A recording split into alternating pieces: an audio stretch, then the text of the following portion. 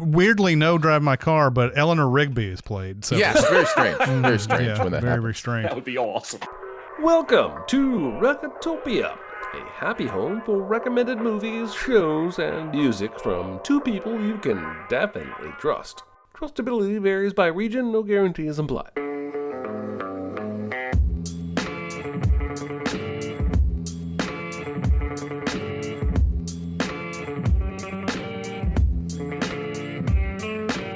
Now, here are your hosts, Chris Atkinson and Jeremy Scott. Oh! Hi. No, it's okay. I'm a nice guy. Hello. How's everybody doing? Welcome. This is episode 8 of Recotopia. I am Chris Atkinson. I'm Jeremy Scott. And I'm Aaron Dicer. Hey, He's Aaron on the Dicer's video. here. Yay. The video and audio tracks out of the background. That's right. He's here because we're doing the best of 2021, an unusual year to be said. It's the year after what a lot of people considered the pandemic, even though it's still going on. It's still going. You didn't know that. Still going. You probably didn't know that, but it's still going on. Yes. But 2021, a very unusual year. And can we just say that 2021 may be the year of the longest movies that have ever been made? Ever. I mean, there were no 4-hour ones in there, but like every movie seemed to have a 2-hour, 20-minute runtime or more. Yeah, every one of them seemed like that became standard. Yeah, Well, except for a Belfast and here and there. Right. That was, Yeah, there are a couple that hit 90, but I will say I program the weekend of the Oscars an event where we watch every single nominated film over the course of 3 days. And it was the hardest year to do that because the average running time was around 3 hours for the 10 movies that were nominated. So, yeah. Wow. All right, so acknowledging the chat, there are a bunch of people who have come to watch us live on this recording that will be coming out for all the other plebs on Monday. But thank you guys for coming in. This is going to be a longer one, so let's get into it. I'm going to start off with the box office champ, Spider-Man No Way Home, which obviously everybody in the world loved for various reasons, but it's, again, for me, there's just too much nostalgia baiting going on in these movies. I enjoyed this movie, don't get me wrong. But there was something that made me feel dirty afterwards, like I had eaten steak with a whole bunch of candy or something. And it was.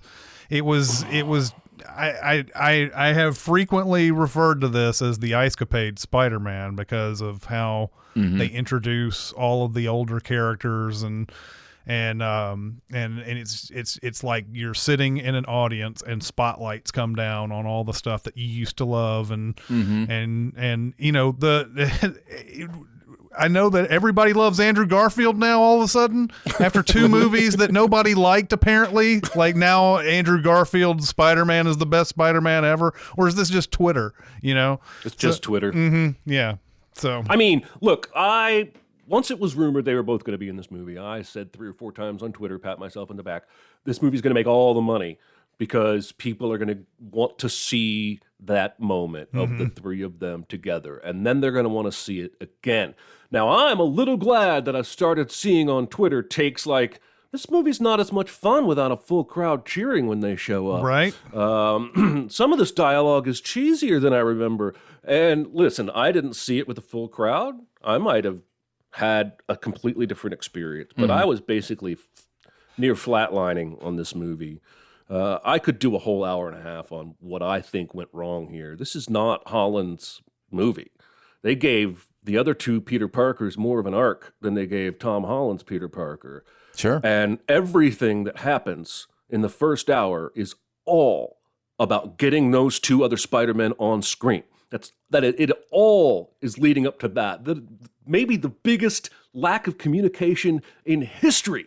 When he starts doing that spell before explaining it to Holland, this is what's going to happen. And therefore the spell gets interrupted and broken. And everything is about getting that member berries moment. And it did not work for me. I think the director has clearly gotten better. I will say that. Yeah. And I think the score was outstanding. Sure. I didn't enjoy that movie very much, and I'm sorry to those of you that did. I kind of want to do a whole hour and a half about this, but I'll save that for another day. Not a fan, but I'm not surprised it made all the money. We could I could probably take your hour and a half and stretch it to 2.5 because only because we disagree on quite a bit. I think you have to make a decision, right, when you do something like this. Either it's going to be a prominent part of your movie, or it's going to be a cameo. Right? And they opted for, we're going to make this a prominent part of the movie.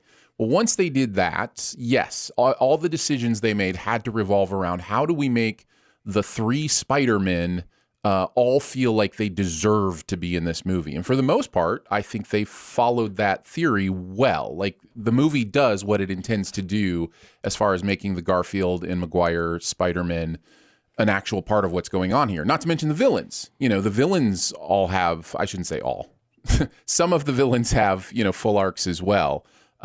So once you've done that, I think it becomes, no, that's fine. It becomes a level of difficulty kind of thing. And I think they pulled it off fairly well. I know I had a blast. I had a really good time. It definitely has some of those goosebump moments for me. So yeah, I enjoyed it. Why do the 2 Spider-Men show up old, but the villains apparently show up from the moment right before they died? It's a great question. I don't know that the movie... Does the movie... The explanation the movie gives about the villains is that they are snapped from the moment they learned he was Peter Parker. Mm-hmm. Yeah. But if that logic holds for Toby and Andrew, they should be 20 years younger and high school students. Right. Right? Yeah. Yeah. Yes, if you use the same logic, but yeah. Yeah, it's like Chris said, this is the Ice Capades. You get a Spider-Man, and you get a Spider-Man, and you get a Doc Ock, and you get a... And I get, it's like a roller coaster. I get why people had a great time. I just, roller coasters make me vomit. Fair enough. Going down the list that we have here, I Spy with My Little Eye. Let's do Dune. This is certainly a better adaptation than the David Lynch that came out in the 80s. I like Denis Villeneuve. I like this movie, except it's weird that they dropped that part 1 on us out of nowhere, right? Out of nowhere. It's crazy. Yeah, they just dropped it on us like never once in the advertising did it say part 1. It just said, this is Dune. Deal with it. And then you go and you watch the movie and it's like Dune part 1. And you're like, oh, that's entirely different. Yeah, I think I enjoyed this, but I also think that this is something that could have used a little bit of more something like the full movie. Yeah, like the second half of the movie. Yes, right. Exactly. I think my only knock on this movie is that it's part 1. It's half of a story. And I get the super fans out there of the earlier movie and the books are like, yeah, let's go. But I'm like, what happened? Mm-hmm. Nothing resolved. Mm-hmm. Literally was a cliffhanger movie. Like the old episodes of Knight Rider where you would, like Jerry Seinfeld said, you get 5 minutes to the end, and they're not going to make it. And it would be a to be continued episode, right? That's what this is. And you have that's the only knock. And you have and Paul Atreides is this character who we want to see him grow, and he's turning into this, this new person as an adult or whatever. And he never really gets there, except he has that fight at the end. And I just didn't feel like any of that fight was built up correctly. Like we knew that he had been training with like Jason Momoa and Josh Brolin, and like we knew he'd been training with them, but I don't think we ever knew he was kind of a badass at all until like that. Maybe the movie wants you to think that, oh, okay, he's not really a badass yet, but then like as soon as that fight starts, it's never a fair fight, really. That guy, yeah, he and we're talking about the part that kills me about it too is Momoa says something like, "They are the fiercest fighters I have ever fought before. I have never been so close to dying." And then Paul Atreides goes in and wipes one guy out like nothing. And I know we're supposed to believe that Paul is going to be this guy, but that seemed unearned by the end of it, and his character change as he after this that we don't get to see is much more interesting than anything that we saw in the first part of this first movie. So it's weird. It's a weird one. It's again another movie that I liked. It's just, you left me hanging there too much. And I guess, are these movies now, are they just considering what you're going to be doing 3 years from now when you're watching Netflix or Amazon or something like that, and they're just like, okay, well, this is part 1, and then you get to watch part 2 right after it. It's no big deal that we are coming out with a part 1 in theaters. Maybe. But honestly, it would have been no big deal, again, if they would have just marketed it that way. At least for me. I mean, for some, it would still be like, this is an incomplete movie. I need the second part, which I totally understand. But at least we would have known going in, like, I'm only going to experience the first part of this story. Because even other movies that have done stuff like that, you think of Lord of the Rings or the second 2 Matrix movies or whatever it might be, you knew going in ahead of time, oh, here's the plan. We're going to do this thing this way.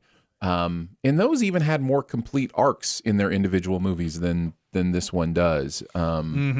So other than that, I absolutely loved Dune. Like, I thought Dune was one of the most beautiful things I saw all year. I thought it was incredibly well built, like the world building in Dune. I haven't felt this way about world building since Lord of the Rings. Like, I want to see more from these planets, these people, this system, the politics, the relationships, like all of it. I want to see the technology. I want to see all of it. And I haven't felt that intense about something in a long time.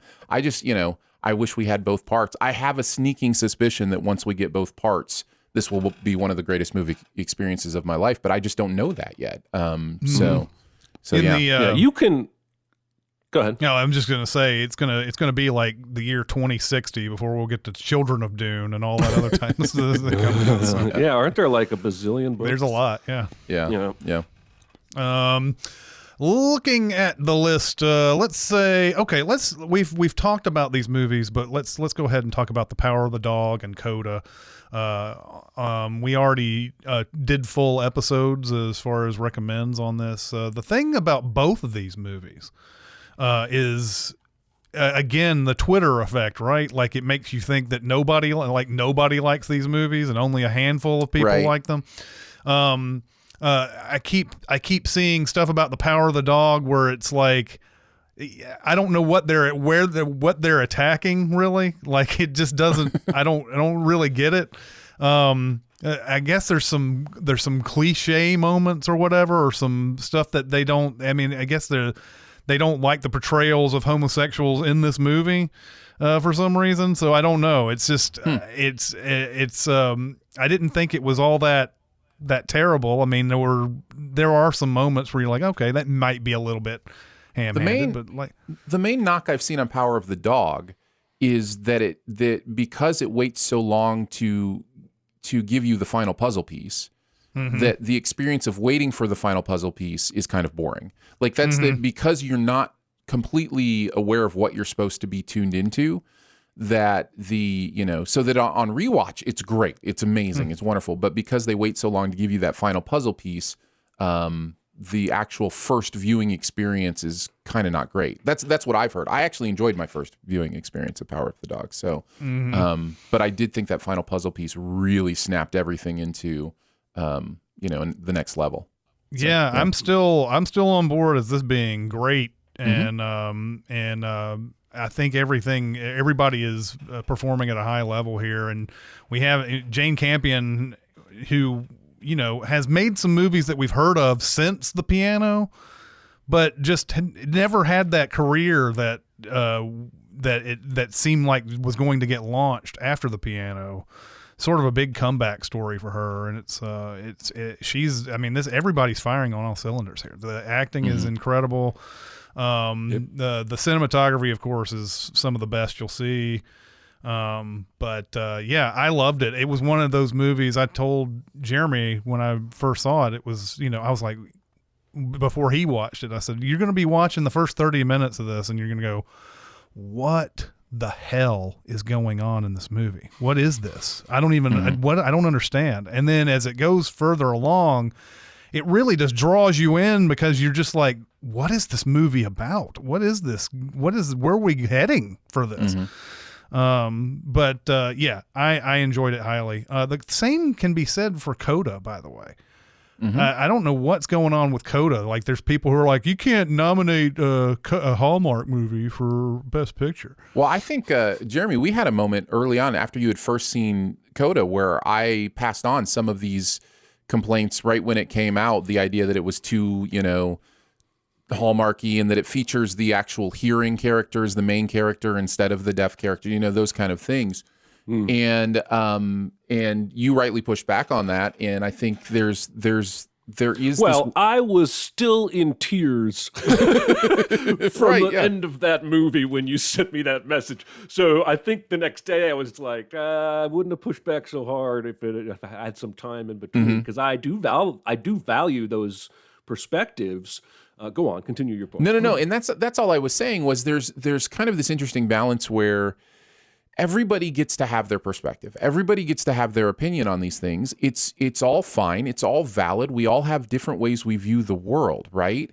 I think the issue that comes is when we start using those perspectives to diminish other people's views, have judgments about other people, say you can't like something because I have this perspective on it, those kind of things. And I think... Yeah, well, I mean, again, all perspectives are valid. I get a little frustrated with hearing people saying something about its portrayal of deaf people for one main reason, and that's Marley Matlin. And there's probably no one in America in the last 30 or 40 years that has done more to promote deaf awareness and inclusion. And so in my opinion, and maybe this is naive, if she is okay with this movie, I'm okay with this. As a person who's half deaf and eventually probably will be mostly deaf, I also want to point out it's about the hearing character in a deaf family, and the movie is called Coda, Child of Deaf Adult. That is what the movie is about. The movie is not about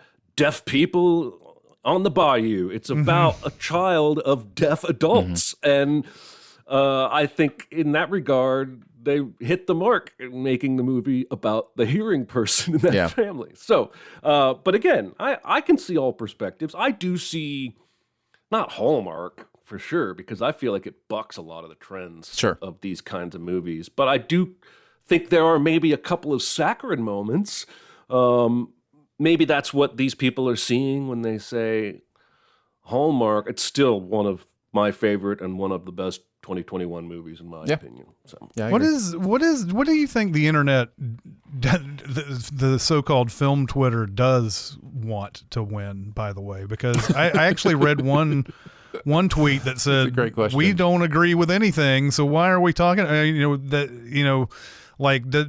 of the movies that come up seem to get. I think. Overall, they all want to. You're right. I think they all want to have some kind of like individual take. I think they all want to be able to say the best movie this year is Drive My Car and Don't at Me. And they want somebody to go, no, the best movie was Fast 9. You don't know what you're looking for, blah blah blah. And that's because that's what Twitter is. It creates both. It creates both tiny, what are they called, like tribal communities. But also just arguing. That's why the most popular thing every single day is some guy going, hey, here's a bunch of shit from 1990 in the video store. Which one are you renting? Right. And everybody, it gets 100,000 likes because everybody disagrees about which fucking movie on that shelf they would have rented. Well, you brought it up. Drive My Car, one of the more unique experiences that you can have in this past year.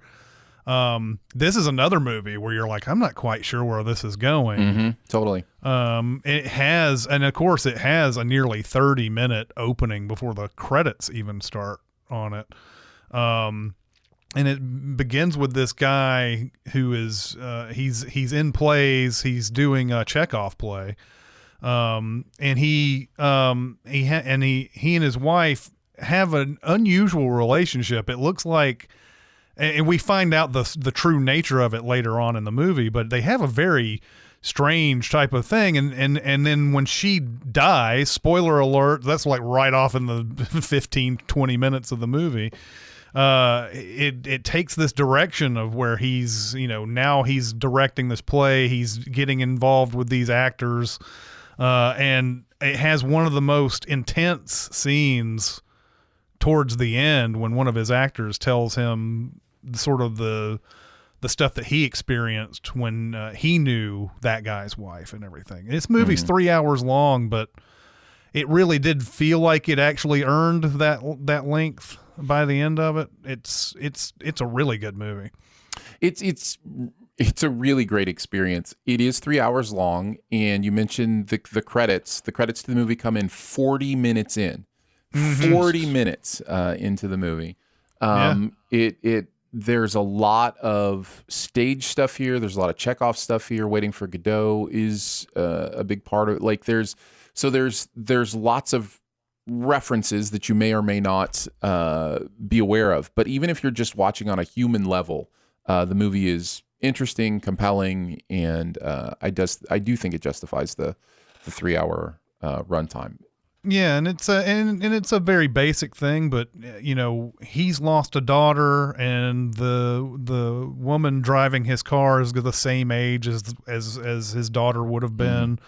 She has lost her family, specifically her mom, but like there's, I guess, her dad too. What was the dad? What was the situation with the dad? I can't remember. You remember, Aaron? What happened with her dad? I know the mom. The mom is the one that they focus on the most because she could have helped her mom out and didn't. Right. But they have this relationship where it's like, yeah, I can see my daughter in you, and I can see my long lost parent in you, and like they have this great relationship. Yeah, that movie is probably a little bit not under talked about, whatever you want to call it. But yeah, really, really good. I haven't seen that one. 40 minutes before the credits. How many minutes before the Beatles song, Drive My Car? It's after. That's a good question. It's after it rolls into the Get Back documentary on Disney Plus. Once that it rolls into that, you start to hear that. Yeah. Weirdly, no Drive My Car, but Eleanor Rigby is played. So. Yes, very strange. Very strange when that happens. Very strange. That would be awesome. Let's see. Looking around, let's find a box office movie. Shang-Chi and the Legend of the Ten Rings, and I know I'm not saying that right. But it was the second place finisher. In fact, I don't think this is anything new in the past few years, but we had 5 comic book movies in the top 6 of the top 10 this year. There were no originals in the top 10 except for Free Guy, and Free Guy, of course, has its own derivative type stuff, even though I loved it. But Shang-Chi, an exciting new direction for Marvel, and then of course they turn right around, and then the Eternals kind of like zapped all of that out. But Shang-Chi is exciting, man. That bus scene is going to be talked about for a long time, I think. Just very well staged and exciting, and like a really exciting action scene. And I don't know if I liked every bit of it, but I really enjoyed myself in that. I was going to say, too bad about that finale, though. Yeah, that's the thing. Yeah. The bus scene is great. There were a couple of fights. I think the flashback fight of him, that's my favorite, fighting the woman is in the forest is outstanding. But about halfway through, it just kind of turns into unseasoned oatmeal for me. And I did have a good time all in all. I think that character has a bright future. Yeah, yeah.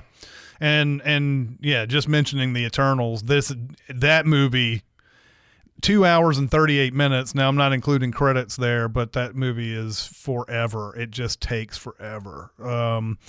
And I don't know what went wrong there. I don't know what I mean, first off, for me, though, the Eternals, there's just nothing, there's no superheroes or powered beings in this that I haven't seen before.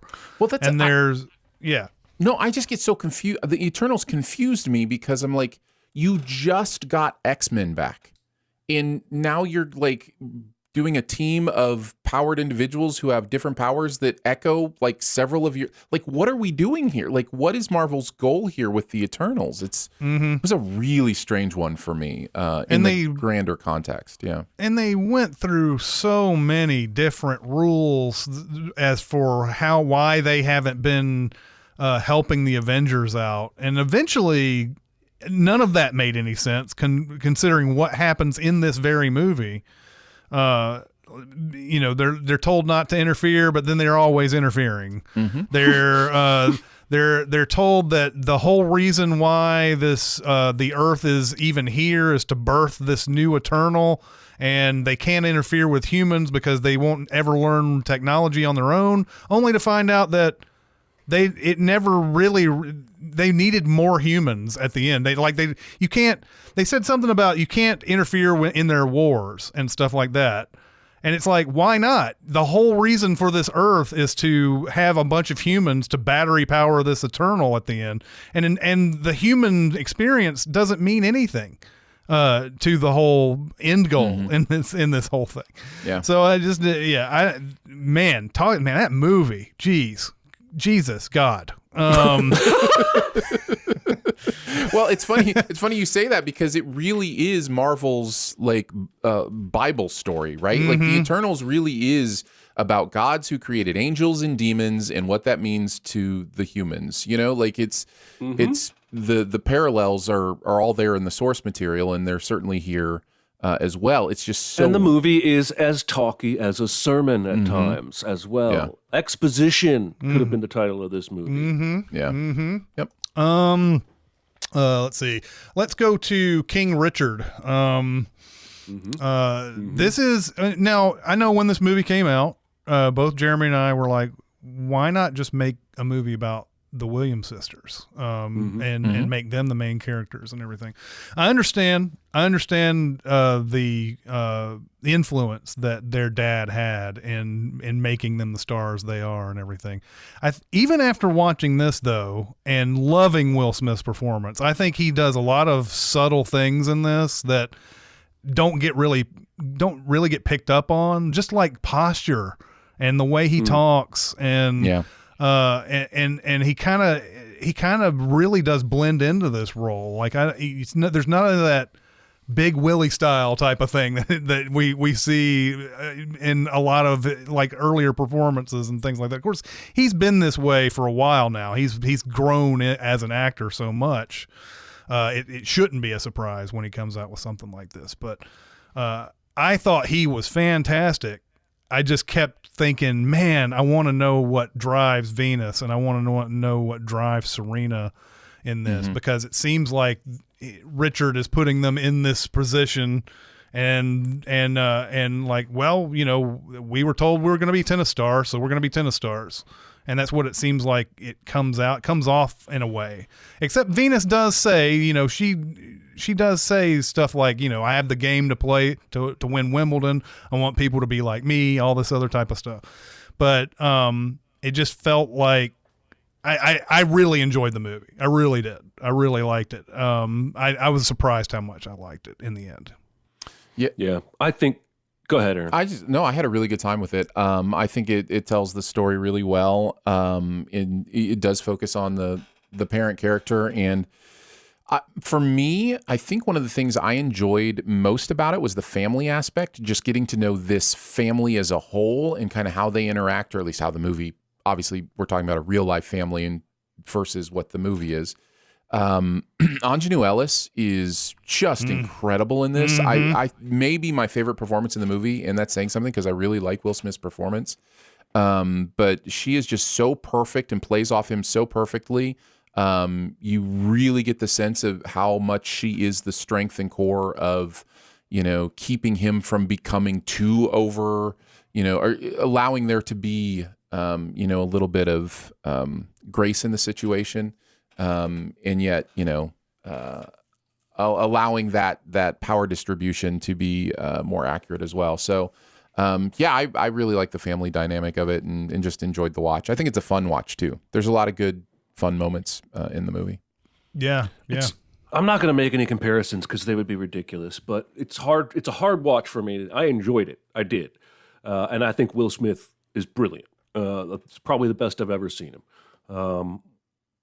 I don't think the movie is as good as he is. And what I know about the real life man makes it hard for me to embrace the tight-knit family dynamic this movie is showing me. Right. Because even publicly, some of his other children have come out and said, well, yeah, this is why we never knew who he was. Because he was always with them, taking them to tennis practice. Yeah. Not children in that family, children with another woman. Complicated guy. I struggle with the title. I struggle with like deifying this man. And I do think there might have been an opportunity to explore a more complex version of him on film. Sure. But I don't want to take away from that performance. I thought he was brilliant. Yeah. Absolutely brilliant. Let's keep it on some of these biopic stuff here. Being the Ricardos and the eyes of Tammy Faye. But it seems like this is always the case with these kind of movies, that they're performance-based movies. Although I really enjoyed Being the Ricardos as a movie more than I did Eyes of Tammy Faye, which has great performances. But Being the Ricardos is sort of the return of Nicole Kidman for me. She does great work all the time, but it seems like I was not expecting her to be a good Lucille Ball, that's for sure. And she was. And she's incredible in this. I'll tell you who sneaky deserves an Oscar if I wasn't such an Andrew Garfield stan at this point for Tick, Tick, Boom, and it'd be Javier Bardem. Within 30 seconds of him speaking on screen, I was like, holy shit. Again, neither of them are doing outright impressions. Right. But there was a certain way to his speaking and his posture. I think in real life, he's a much bigger man than Desi Arnaz was, but he just like that kid in Solo, A Star Wars Story, captured the spirit of Han Solo without necessarily looking like him and talking exactly like him. That's what happened with Javier Bardem and Nicole Kidman. This movie, I like. It's sneaky good, in my opinion. Yeah. And there's another one of those that came out, and there was a lot of weird negativity about it, and then I watched it and I was like, well, this is pretty good. This is actually a pretty good movie. I know that Sorkin over the years has gotten a lot of flack for his kind of style and everything, but and some of that is warranted, but I think this is really good. These are people who would talk like that, who would at least have the capability to be that quick and think that quick. That's why I love that moment when somebody says, "Is she joking?" And she says, "I'm Lucille Ball. You'll know when I'm joking." Yeah, like the movie is full of stuff like that just rings true, even if it's Sorkinized. A movie has possibly my favorite line in the entirety of 2021. It's 10:15 somewhere, which just slayed me. Sorkin is just, he's got my number. I don't know how else to say it. I love the way he writes. I love, the elevation that he allows his characters to, operate on. And that's gonna pop it up a notch for me almost every time. I think for some people they are tiring of it. They're tiring of the Sorkin thing, and I get it. Once you see enough of something, you start to see the seams and you start to see the patterns and the formulas. That's fine. I still had a great time, and I think it's great performances. And the end is ridiculous, but it's also awesome. So it's like you just kind of have to choose, Yeah. And The Eyes of Tammy Faye is another testament to the great Jessica Chastain. Yeah. It is. Who's, of course, super in this movie. I'm not a big fan of the movie per se, but like she is great in it. And one thing that I liked about this is because I was a kid when all this happened, when the Jim Baker and all that went down. And I did not know that she was such an advocate for gay rights and everything. I did not.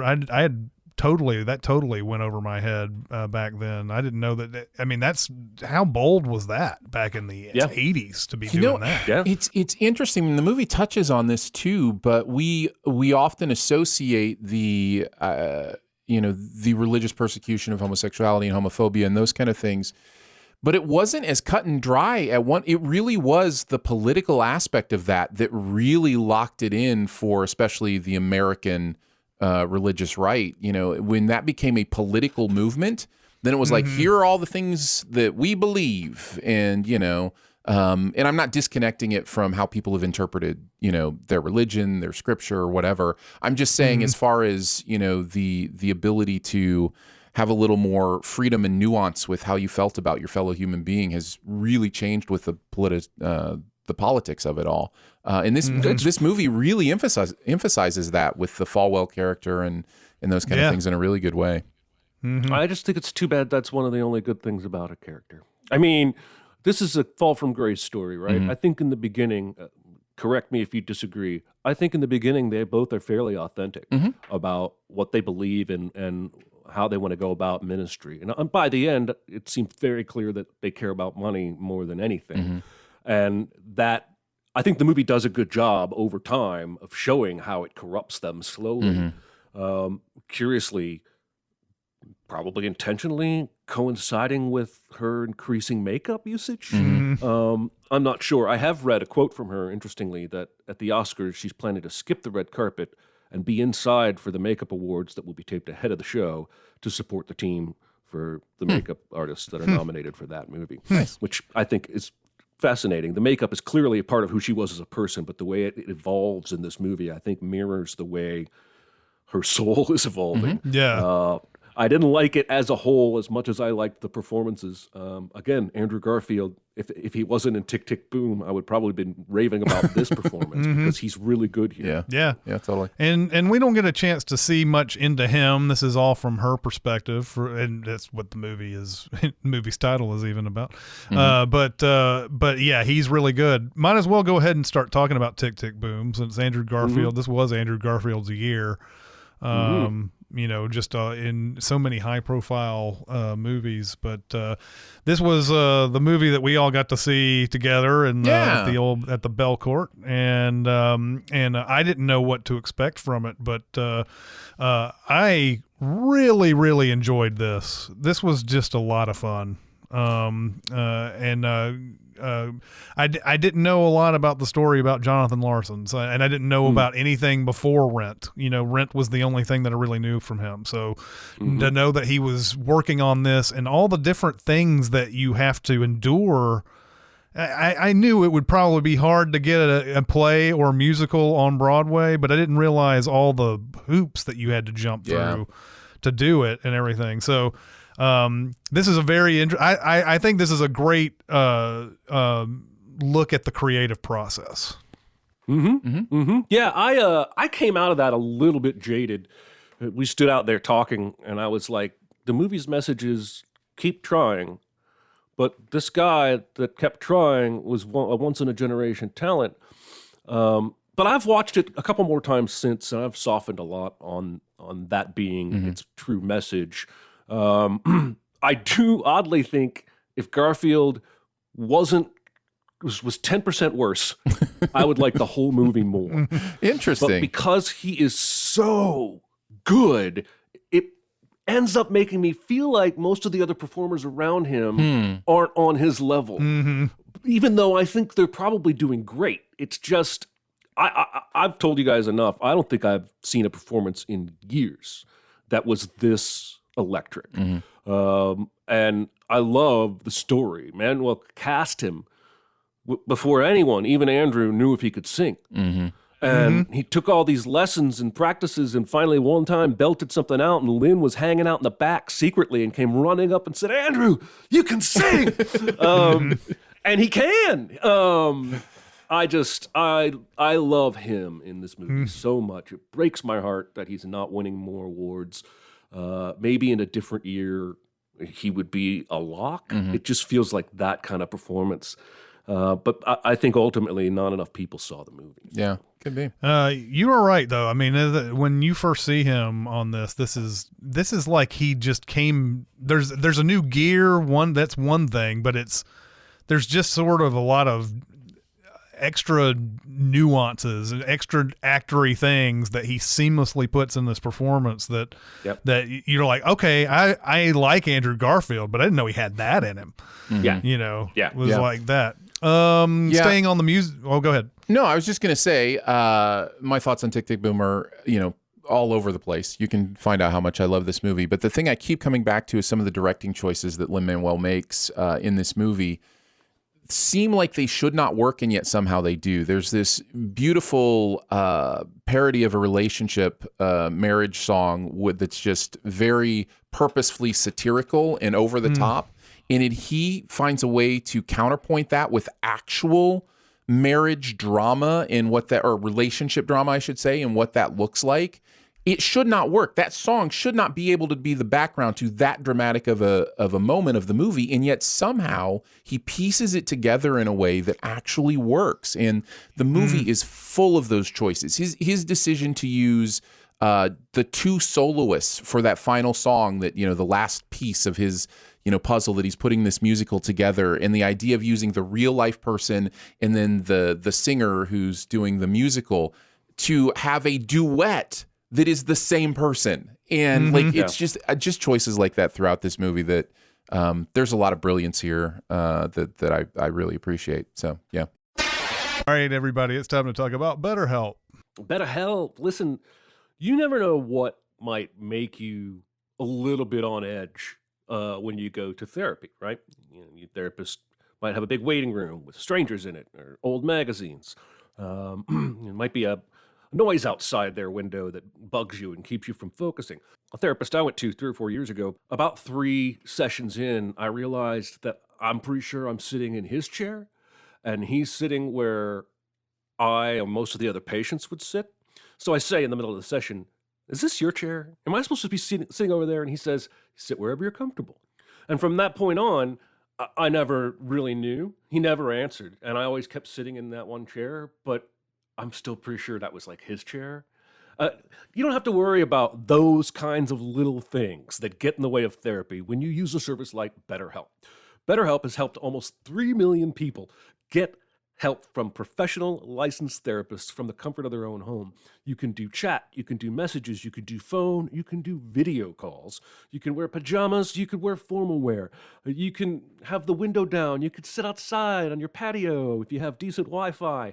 The point is that BetterHelp allows the environment to be 100% comfortable for you, and you set the parameters on how you're going to do therapy. Do you want to type it? Do you want to say it over the phone without having to look at faces? Do you need to look at faces to connect with people? It is entirely up to you. If you go to betterhelp.com/Recotopia right now, you can get up to 10%. No, you get 10% off your first month, and that is not nothing. That is betterhelp.com/Recotopia, Recotopia.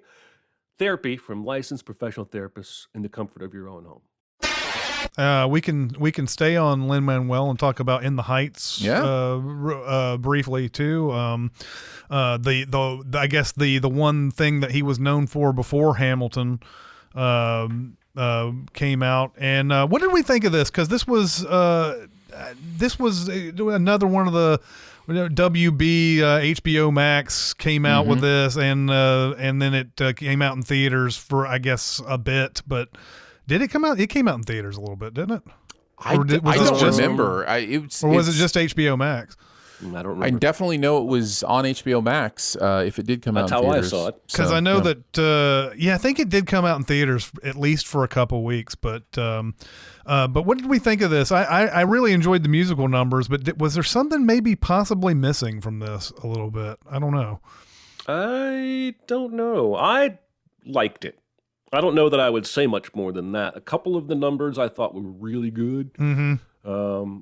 That one where the whole neighborhood is honoring that old woman. Yeah. I forget what the Alabanza or whatever. Yeah, Alabanza, Abuela?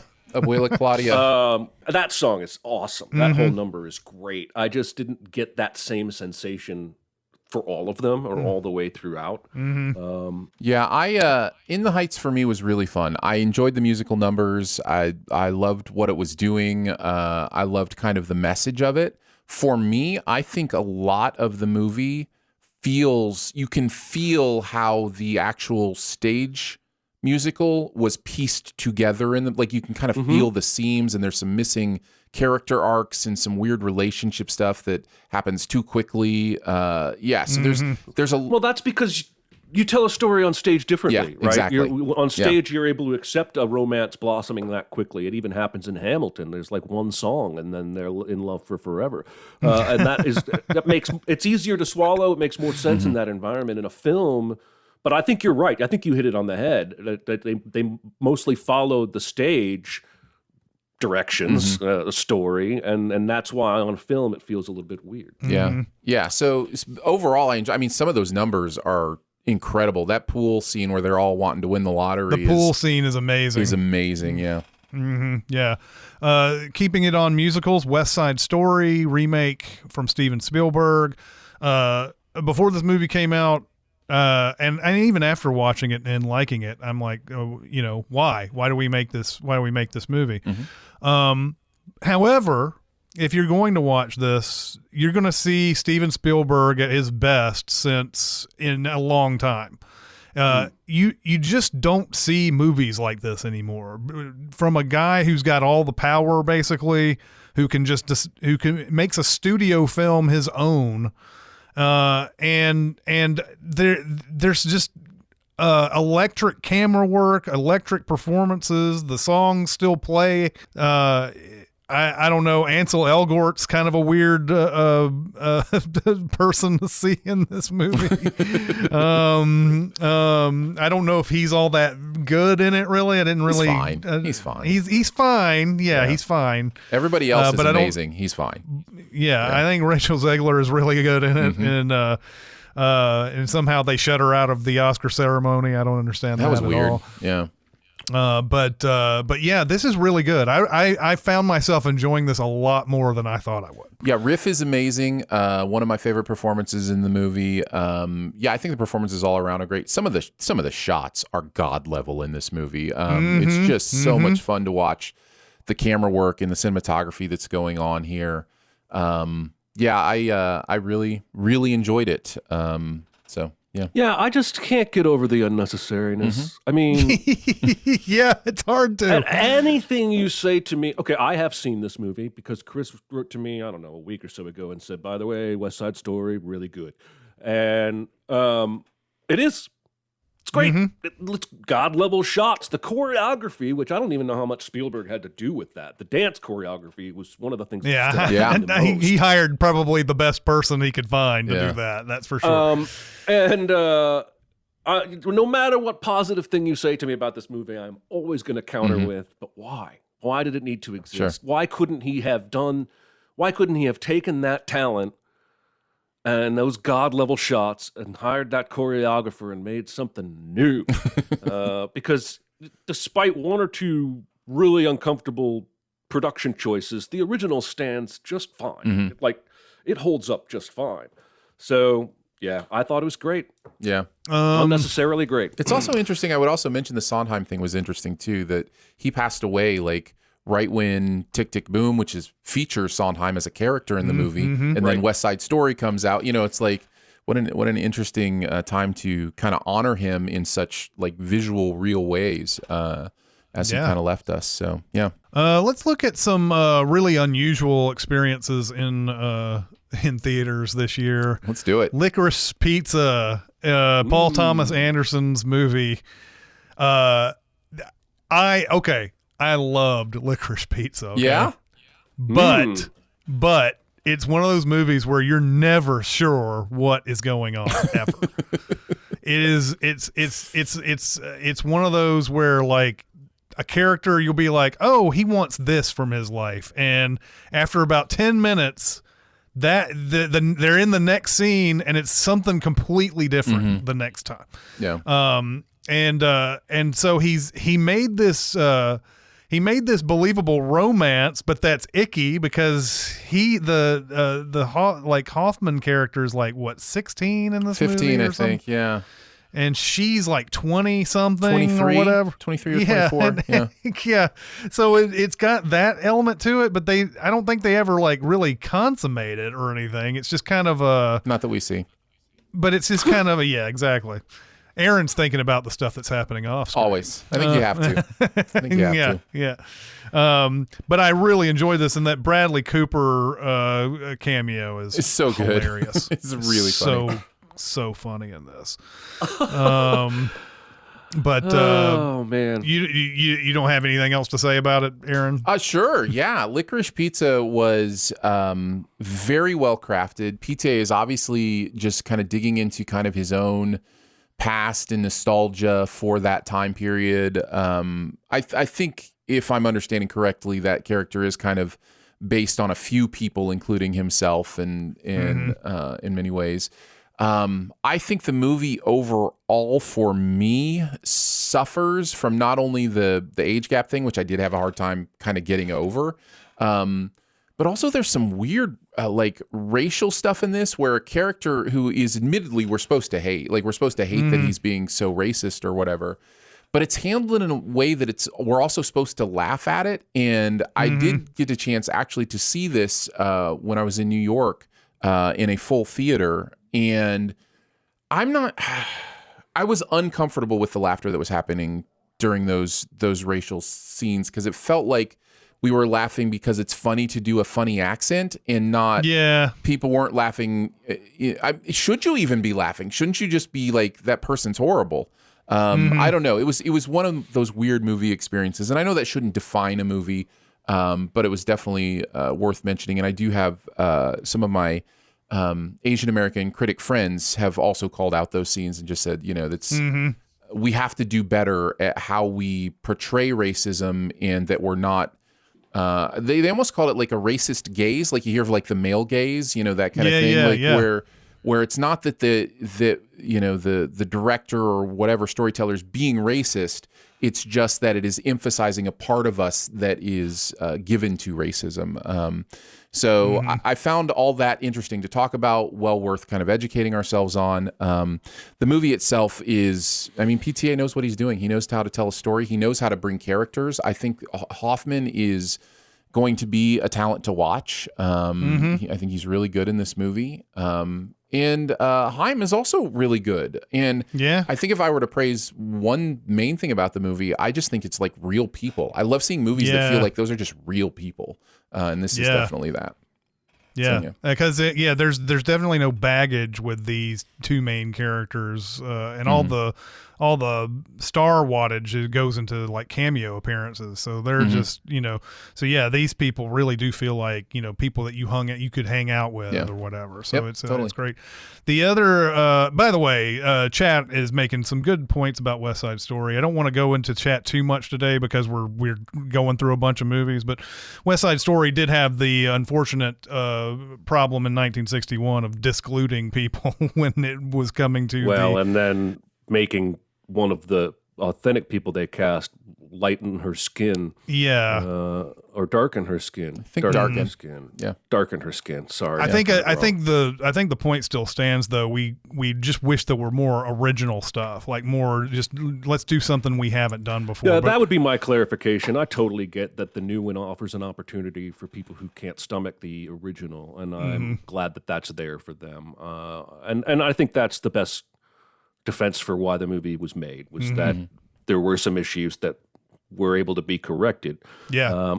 So I did not mean to speak too bluntly and No, I just wanted to acknowledge that, and it's not really about who's right or wrong. It's just that wanted to bring that up. Another unusual experience is the Green Knight, this is one of the most beautiful movies of the year. It's also, what the fuck was this movie about, man? Oh God. Okay, so I just watched this movie 2 days ago. Yeah. No, yesterday.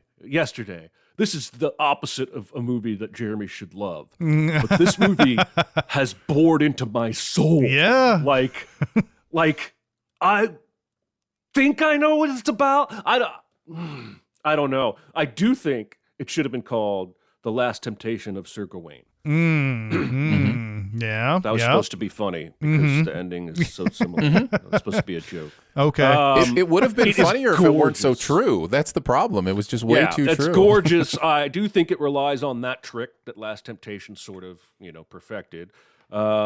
It's full of what the fuck visuals. I don't know about the giant naked women holding babies who sing the sound. I don't. But I was there for it, man. I was riveted by that entire experience. And it's just, to me, go ahead. No, I was just going to get into the naked lady thing. I thought that the main reason why, I mean, it looks like they're going to go in for the kill, right? They're just ants on a hill to them when they see it. But I also thought that there was something to it where he could not make the easy choice he couldn't ride the eagles, right, to get to the mountain. It was one of those things where he was asking for a ride on someone's back, and the movie is saying, no, you're here for the adventure. You're here to be an adult now. This isn't about you taking shortcuts. And every time he tries to take a shortcut in this movie, something happens. Something bad happens to him. So I thought that was really cool, although it does, even with that, it still leaves you with this, what the fuck was that? Even after all of that, and I'm probably completely wrong about what I thought that was. I think it's a mood movie. I think if it doesn't hit you, it doesn't hit you. I don't know that it's for everyone. For me, what I saw was you can't escape the consequences of your choices. I don't fully understand the choice he makes in the beginning, other than the boasting he gets to do afterwards, and sort of the fame and pride he kind of feels. But he knows when he makes that choice, it's going to come with a consequence. And then a lot of the movie is about him thinking, maybe I could get out of this somehow. I'm not fully committed to paying the price I said I would. And I do love that the Last Temptation stuff, try not to spoil it, but I guess that's a spoiler if you've seen Last Temptation. I do love that sequence is like 20 minutes, and it's like, I don't think there's a single line of dialogue there isn't the entire time. And it just, I don't know, I think I went in really skeptical and found myself pulled in by the visuals at first. And then his performance, I thought, was really good. His performance is great. I liked it a lot more than I expected. There are several long stretches with no dialogue. Some of them more interesting than others. One thing that my experience with this movie is different, I think, than most people's, in that I think I was very much in your boat, Jeremy, after watching it the first time. I felt like it kind of owned me. The visuals, I was like, I don't even know why, but I really think I loved this movie. Like, it's showing me things I've never seen before. It's interesting, making choices. Then I watched it a second time and I was bored out of my mind. I was like, when do we get to, this part or this part? Because this movie, as beautiful as it is, it lingers. I mean, there are long stretches of walking and nothing happening. And I was like, why didn't... It's very Terrence Malick-y in that way. Yes, that is a great, I think, comparison. Terrence Malick-y. In that way. Yes, there's a lot of Malick-y malarkey in this one. So it didn't reverse my opinion completely. It just gave me a different perspective on the film. And I still think the stuff that is impacting is great, is beautiful, and I do think that final sequence is really interesting. I think the movie is actually about, in a weird way, parenting. It's about the idea of making your kids get out of here, do life, figure yourself out. I think that's, the movie sets that up and pays that off more than any other theme that I saw, because his mom is behind it all. Everything that happens, all the choices, she puts it into play. But yeah, it lessened my appreciation just a little bit, just because I think the movie is a little full of itself at times with those lingering shots. But I still come away really respecting kind of what it's going for. Hey, it was an A24. Oh, there you go. So, Yep. Another unusual experience was Pig. That's I believe that was on Prime when it when it came out, right? That was or was it? I don't remember. Hulu? I think it was in theaters first, then it came to streaming later, and I don't remember which service, but I could be wrong about that. Yeah, I did see this on a streaming service. I didn't see it in theaters, but Nicolas Cage does so many movies these days that, from what we're told, is to pay off massive amounts of tax debt, from what I understand. And of course, every once in a while, one of these is going to hit, right? Like 1 out of every 5 of these movies he makes a year, which mostly is just playing off the fact that he's insane or whatever when he's a performer. Eventually hits. And Pig, I think, is one of those movies. Like, it's funny to me, though, before I saw this movie, I saw a trailer for it. And I was like, it was actually at the Belcourt. So I think the Belcourt did play this movie. I saw a trailer for this in front of a bunch of people.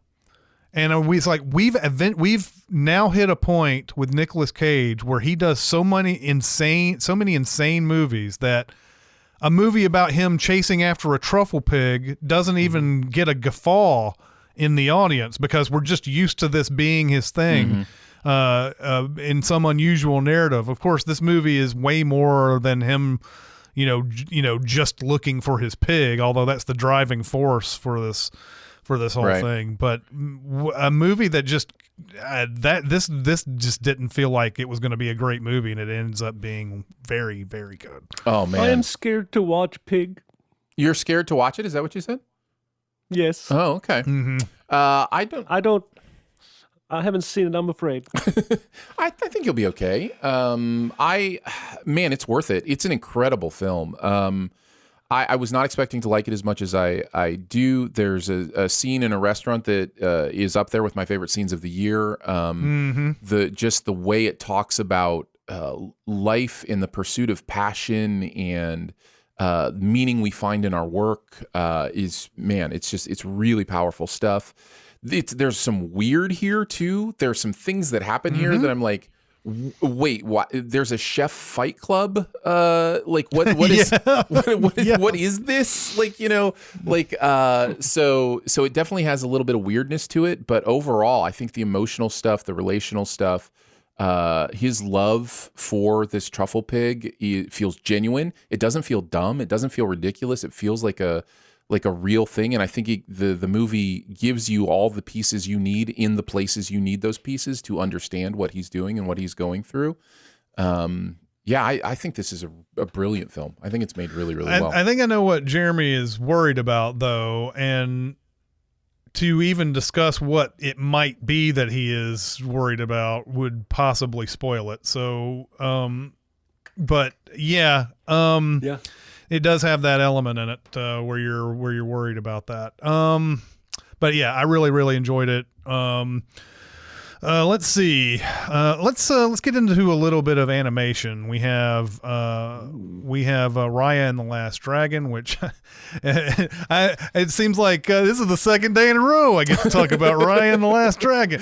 Yeah, our Sin Club members will get a chance to see us talk about that Sins video soon. So yeah. Yes. What did you think about this, Aaron? What is this movie to I really like it. I think when it came out, I mentioned something about how formulaic Disney gets with their animated films, and yet at the same time, a peanut butter and jelly sandwich is formulaic, and I still love peanut butter and jelly every time I eat it. And that's kind of how I feel about a lot of this Disney stuff.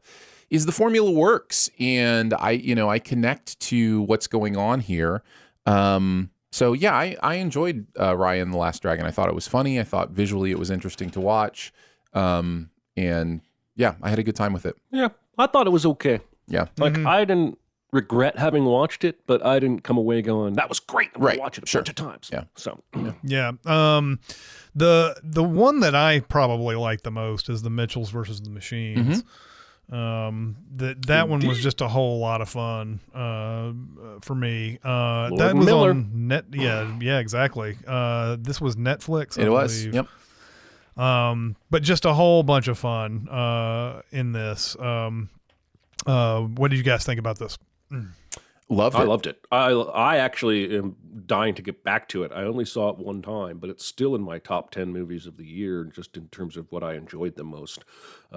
Really inventive, really clever stuff, really unique story. I don't remember too many specific details, except I got to go back to it and watch it again. I remember thinking it was great. It is great. I love how it uses filmmaking as a plot device. I love that, it kind of, because there is, I'm sure we have, but I don't remember seeing such a focus on that kind of, thing that has happened throughout time, of like the kid who's just like, I just want to make movies. Like I just am, passionate about this idea of cutting stuff together.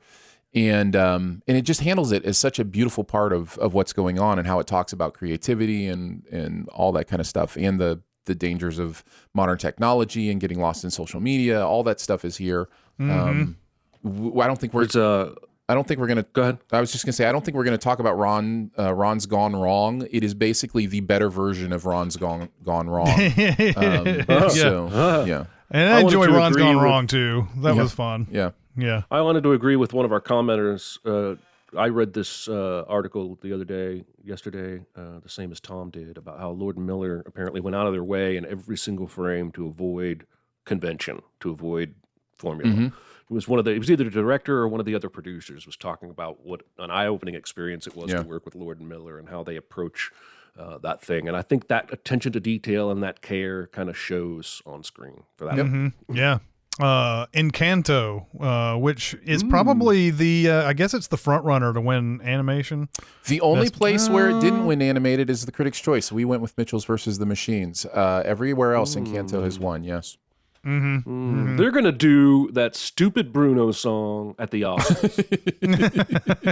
A lot of people love that song, Jeremy, right? Okay, let's say it's the best song ever. Right. It's not the song nominated from that movie. Correct. They don't have time to show you the makeup awards, but they're going to do an unnominated musical number. Yeah. These people are chasing ratings, and they're chasing ratings because ratings equals better ad dollars. Just greedy. Just do the awards for people who care about them and make the show actually interesting. I still think my Twitter joke about missing Billy Crystal, because he would do "We Don't Talk About Bronco" in honor of Power of the Dog. We don't talk about Bronco.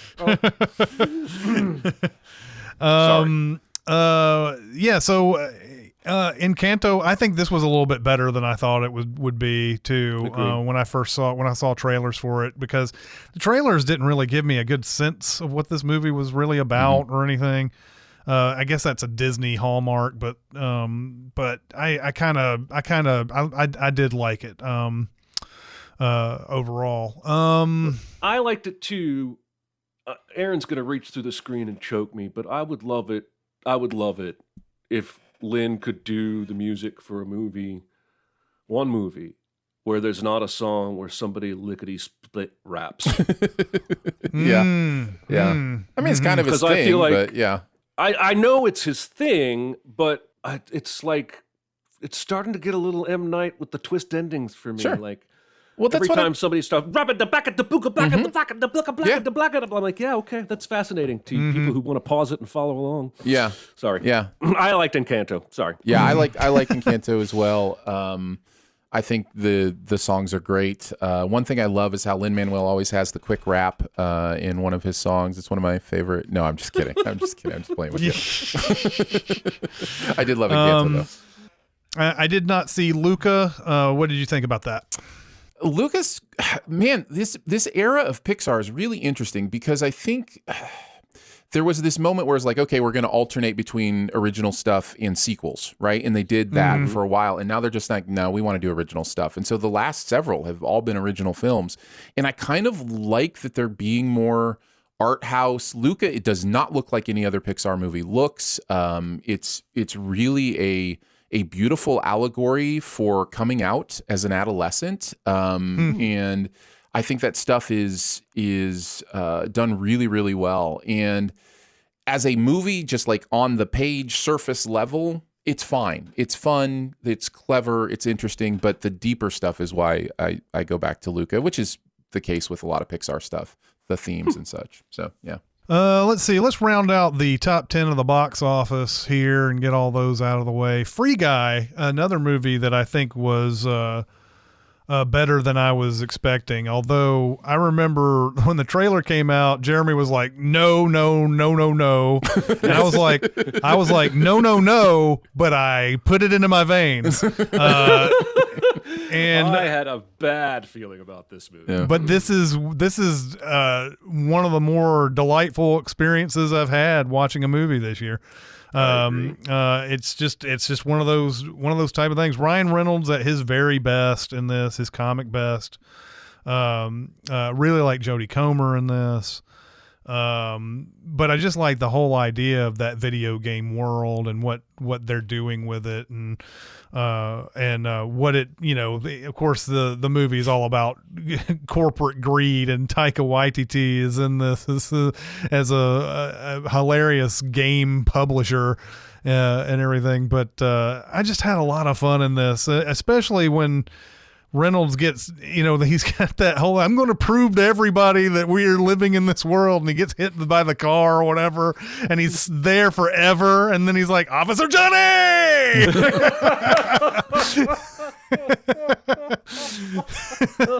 There's so many unexpected laughs like that. The places that I was worried about that the trailer hinted at, those aren't where the big laughs are anyway. They saved almost all the best moments for the film. So yeah, I really, really liked it. Definitely still in my top 10 of 2021. Yeah, I like Free Guy a lot. Sean Levy is, I think he's someone to watch, especially as he continues to collab with Ryan Reynolds. I think they just announced he's doing Deadpool 3. Sean Levy is going to direct. So, and they did that Adam Project together. Have either of you seen the Adam Project? Not yet. Okay, it's not as good as Free Guy, but it's still really fun. It's really fun. So weird though. Everywhere I go, people bring that movie up. Like people are seeing it. Like, I mean, it's a lot. It's been of people quote unquote number one on Netflix for ever since it came out. So yeah. Venom, Let There Be Carnage, the surprise third place movie of the year in the box office. And now Jeremy's rubbing his hands together in glee. I Maniacal laugh. hated this Maniacal movie. laugh. I hated it so much. And I look, I got it. I enjoyed that first one a lot. Like, it was so dumb that it was fun. But this one graded on. At least it was an hour and a half. I was going to say, at least it was nice quick movie. Yeah. So anyway, Jeremy, wax poetic about Venom. Let There Be Carnage. All in. Tom Hardy is all in, and that is why this works. If he was even 10% phoning it in, I don't think I would enjoy this at all. But he seems to believe it, and that's enough for me. I love the interactions between Venom and his character, the conversations they have, like the disagreements they constantly have. That moment when Carnage finally reveals himself. And Venom goes, "Oh no, that is a red one!" And he like runs away. Like, the personality they've developed there. I feel like, again, I even wrote sins for this, and I wrote a joke that said, there's this moment early on, you're either in or out from this moment on, and I'm in. They took the insanity of the first one, doubled down, made it short and sweet. The fight is essentially the same as the fight in the first movie at the end, where they even get temporarily turned into humans and have to fist fight because their venom things are all vibrated or whatever. But I don't care. I have watched it probably 3 times. I have so much fun. I don't even think it's as bad as some other movies I enjoy, like Vacation or whatever. I think there's something there. It's like kombucha. It's like you either enjoy the taste of it or you don't, right? Like It's an acquired taste. Yeah, I'm kind of with you, Jeremy. I really had fun. I just kind of gave myself to it. In the annals of history, the comedic duos will be listed. Abbott and Costello, Laurel and Hardy, and Tom Hardy and Tom Hardy. He is so good playing against himself in this movie that it just makes it for me. I just have so much fun with their banter and what they're doing that I almost just forget to care about actual good movie making because I'm having so much fun. So, yeah. Well, and they've made so much money, they're not going to stop now. No, that's true. What's sad to me is it seems like they're going to keep the way this movie, the way a different movie ends. It seems like there's going to be a Venom in the Holland universe, Spidey, but it probably won't be Tom Hardy, which is disappointing. Yeah. I'm sure it's a rights issue, but because Tom Hardy's been killing it. I don't know if you can get somebody who's going to... Maybe Andrew Garfield would throw himself There you into go. it There you even go. more. Speaking of people who don't care about good filmmaking anymore, F9, The Fast Saga. We'll talk about this very briefly. I've basically forgotten this movie already, but I just know that John Cena was in it and he played a bad guy, and Charlize Theron plays a bad guy. And I have defended Fast and Furious movies in the past. This movie is terrible. This is a terrible movie. Yes. Yeah, it's awful. Let's not waste any more breath. But it was 5th at the box office. At fourth was Black Widow, the movie that I think Marvel just made as a token. Because everybody was saying, why didn't she get her own movie in the first place? And then they sort of weirdly constructed this, like, well, this is what happened before Infinity War, and we'll plug this in as a thing. But one thing that I took out of this, now I liked it okay, but Florence Pugh can just be in anything. Absolutely. Now. And she's got this huge, like, online presence too, with all the stuff that she does on there. She's wonderful. She's absolutely wonderful. So I'm glad that Black Widow was able to bring Florence Pugh into the fray, because she's so good. And I like the family dynamic in this, but overall it was an okay movie for me. I didn't think it was all that bad. Yeah. Let's see what else is on this list. Oh yes, Quiet Place Part 2, a movie that got pushed back a bunch, and I was a little worried about this, but this ended up being maybe, if not as good as the original, pretty close to it. Do you think it's pretty close? I think, quality wise, I think they both kind of land in the same place. I think the second one adds some depth to the world building. The first one has the advantage of being fresh and new, and we've not seen anything like this. But yeah, no, I really enjoyed it. I thought it was good. That stupid kid, man. I hate that freaking He's kid. so dumb. He's so dumb. He's such a dumb kid. He's the dumbest kid. God damn. It's true. You're not wrong. I love the movie, You're not wrong. but I hate that fucking kid. Yeah. This is an interesting. So Ghostbusters Afterlife was 9th at the box office. This is an interesting dynamic, because this movie made the same amount as the last Ghostbusters did. The one that everybody said wasn't good, but I mean, it actually wasn't very good. But there are a lot of people who brought a lot of people out of the woodwork to say it was because it was all women. But this movie made the same amount of money, and yet everybody seemed to love this. And maybe there's a pandemic reason why this movie only made the same amount of money as that last one did. But is it really? I have a very cynical viewpoint on this. It's not fronted by 4 females. What? I think that was at least 20%. Oh, I see what you're saying. The backlash on the previous one was like some undercover sexism in the film fan base. I also think the other cynical thing is it has the guy's kid making this movie and Paul Rudd. Like, you put Paul Rudd in a movie, automatically like 10% people like it more just because he's there. So I didn't see much of a quality jump between the previous one and this one. Not enough for the vast difference in opinions between the two. I think this one to me feels a little more grounded. I know that's a weird thing to say, but grounded in the world of the original. If this one had focused just on the family and hadn't done what we've called the Ice Capades thing, which is done here in this movie as well, I think it would have been a better movie. I kind of dug the new Ghostbusters, the kids, like Girl Good at Math, McKenna Grace. McKenna Grace is fantastic. Is great in this. She's so fun, and I didn't even mind Stranger Things in this. I thought everybody was doing. I liked that dynamic of the kids, but when it had to be, pull everybody back, do the original Ghostbusters stuff. That's where it kind of lost me towards the end. I kind of wish that the surprise in this movie wasn't that they came in sort of an ex machina type of situation. Right, exactly. I wish that after her call with Aykroyd, that we just saw them all together talking to them before the big plan. Actually, no, that's not what I'm talking about. After we see Aykroyd hang up the phone, and then they go and do the thing at the house, that's when they burst out of the house because they've been part of the plan the whole time. Right. And then that's where their surprise visit comes in. It's like, oh, before all of this happened, they had a discussion, and instead it was like, again, the Ice Capades version of it, where it's like, ta-da, here's Bill Murray, here's Ernie Hudson, here's Dan Aykroyd. Aren't you happy that they're here? Oh my God, let's hug the screen.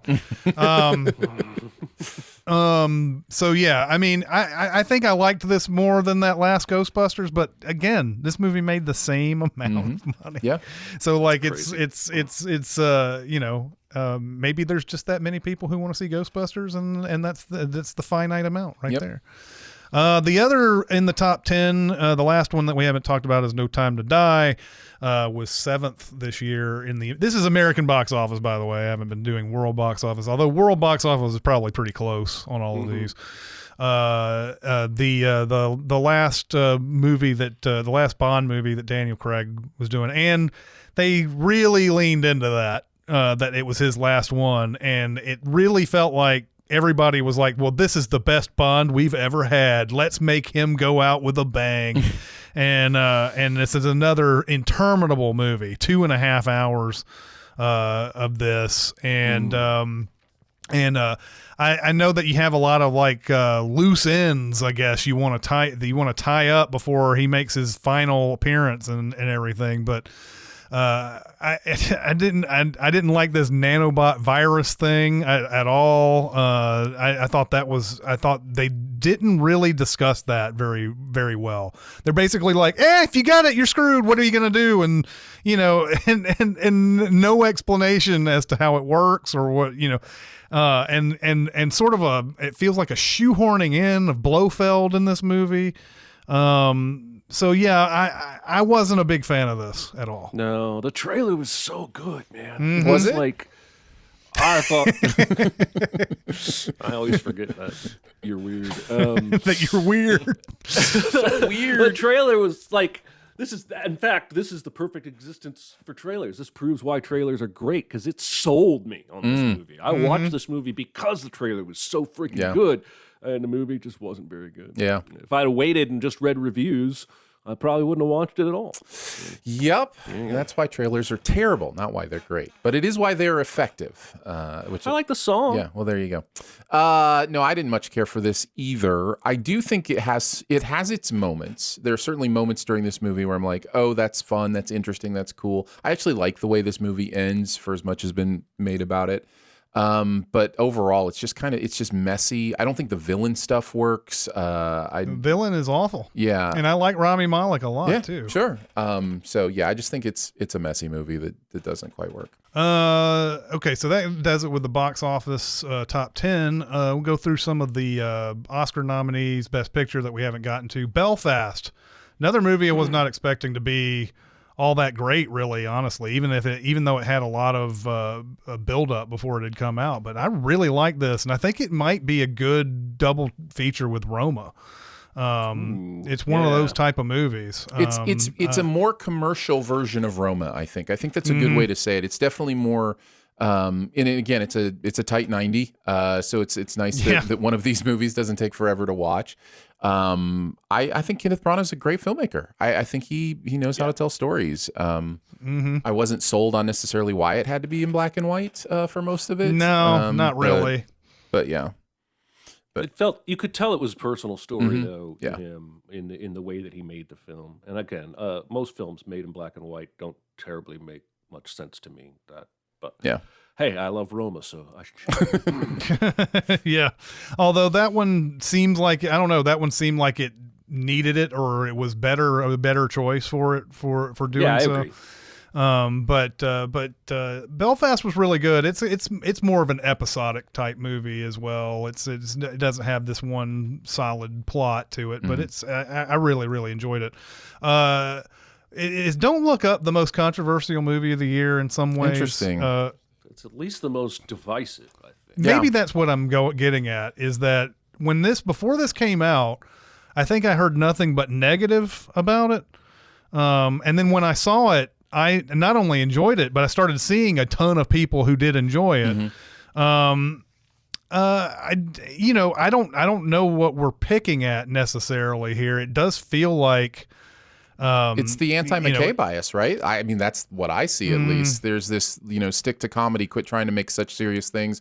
You're full of yourself. Right. You're full of your opinions, that kind of thing. I hated this movie, and I like McKay.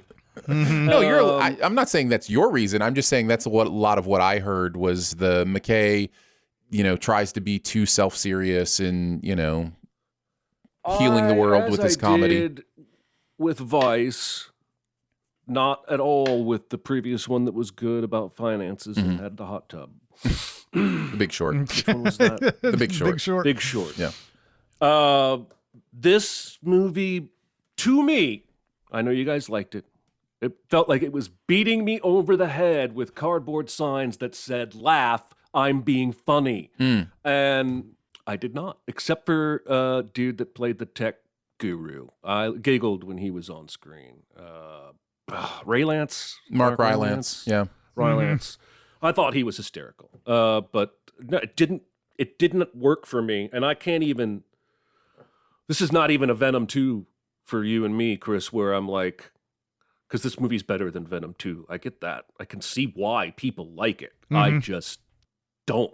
It's hardcore satire, man. Like it is definitely trying to be an old school, Dr. Strangelove, type satire kind of thing. One of my biggest gripes is going in. Everybody had raved so much about this. Oh, you're not going to believe the Ariana Grande song. Oh, the Ariana Grande song is so funny. And I think the lyrics could be funny if you read them. But I have, that was not a great parody song in my opinion. And I know, I don't know anyone that agrees with me on this. So I realize I'm going out on a limb. I thought that was mediocre. The Simpsons do parody songs better than anyone on earth. And if you stack this, it's just Ariana Grande saying swear words and calling people stupid. I didn't think it was that cleverly written. Well, my understanding, everybody was. I could be wrong about this. My understanding is it wasn't written. My understanding is that Ariana Grande improv'd most of that song. That makes it even worse. Oh no, I know. I was playing into your point. Yes, but yeah, I think that it makes it worse, but it's also a reason, right? Like it also, might be part of it. But I mean, again, I'm biased. I've written songs, maybe none of them good. I've written parody songs, maybe none of them good. But this just felt like improv. Now that I know it was improv, I at least understand. A lot of this movie was improv by. I'm sure Meryl Jonah Streep Hill talked about the idea of how weird it was for her to be able to make up her own lines and that kind of stuff. So I thought I was really interesting to see her in this movie. The question is, can you be subtle about something like this, though? I don't know. I'm just. I would. No. I'm not saying that means, hey, you should like the movie now. I'm just saying. I know. I'm just saying that if you're just somebody like off the street having a perspective of, here's a real problem, here's something that we need to do about it, and you see what the media covers, how they cover it, how the government responds, all these type of things, and you just see them distracted by a lot of things and not getting to the real point of it and not really wanting to tackle it in any meaningful way.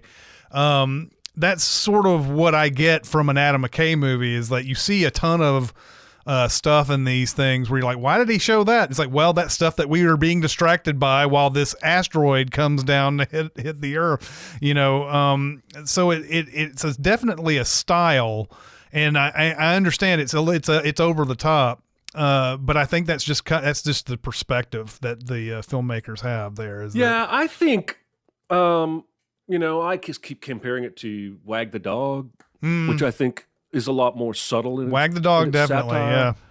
And maybe that's just more my style of satire, because there is certainly an element of some satire that's way over the top, and that's what Don't Look Up is. So maybe my preference is just more State and Main than it is Don't Look Up. Yeah. I don't know. Yeah. Totally. Another Best Picture nominee is Nightmare Alley. This is another remake, but Guillermo del Toro definitely makes this his own, and this is another beautiful movie to look at.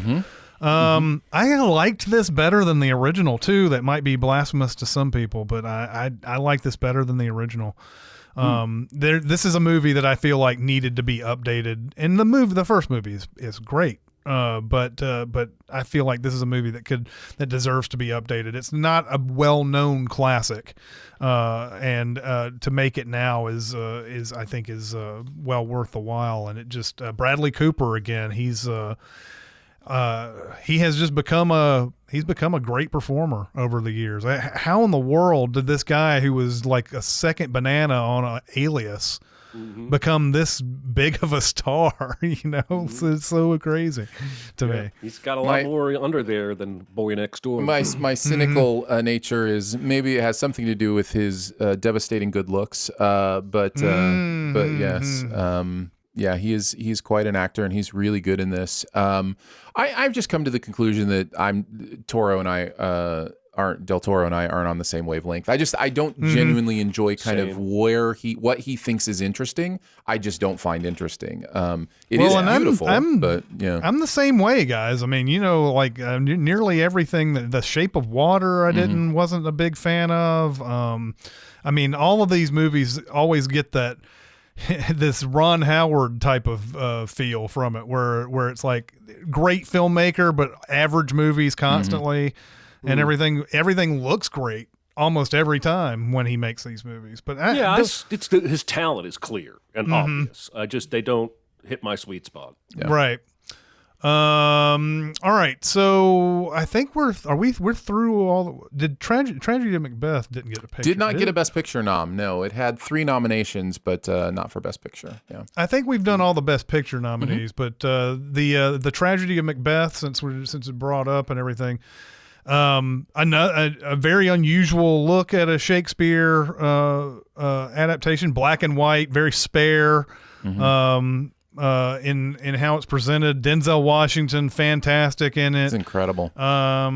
Did we need this movie though? I guess that's the question. No. It's like if you can be underwhelmed by a movie you think is great with amazing performances, that's where I am. I think that's right. If he were to win Best Actor, I would not be upset or surprised. I don't think he will. But yeah, it was good. Good. Yeah. It's pretty to look at, and it's all right. Edgar Wright's Last Night in Soho.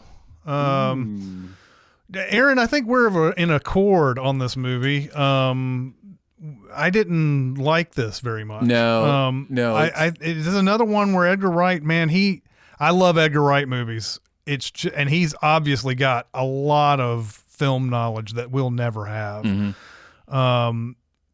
But I didn't like, I guess ultimately I just didn't like where this ended up. Correct. I think it's an interesting idea, but I just didn't like how this movie resolves. And I know it's an homage to a lot of Giallo stuff and everything. Right. It's just that it just didn't connect to me.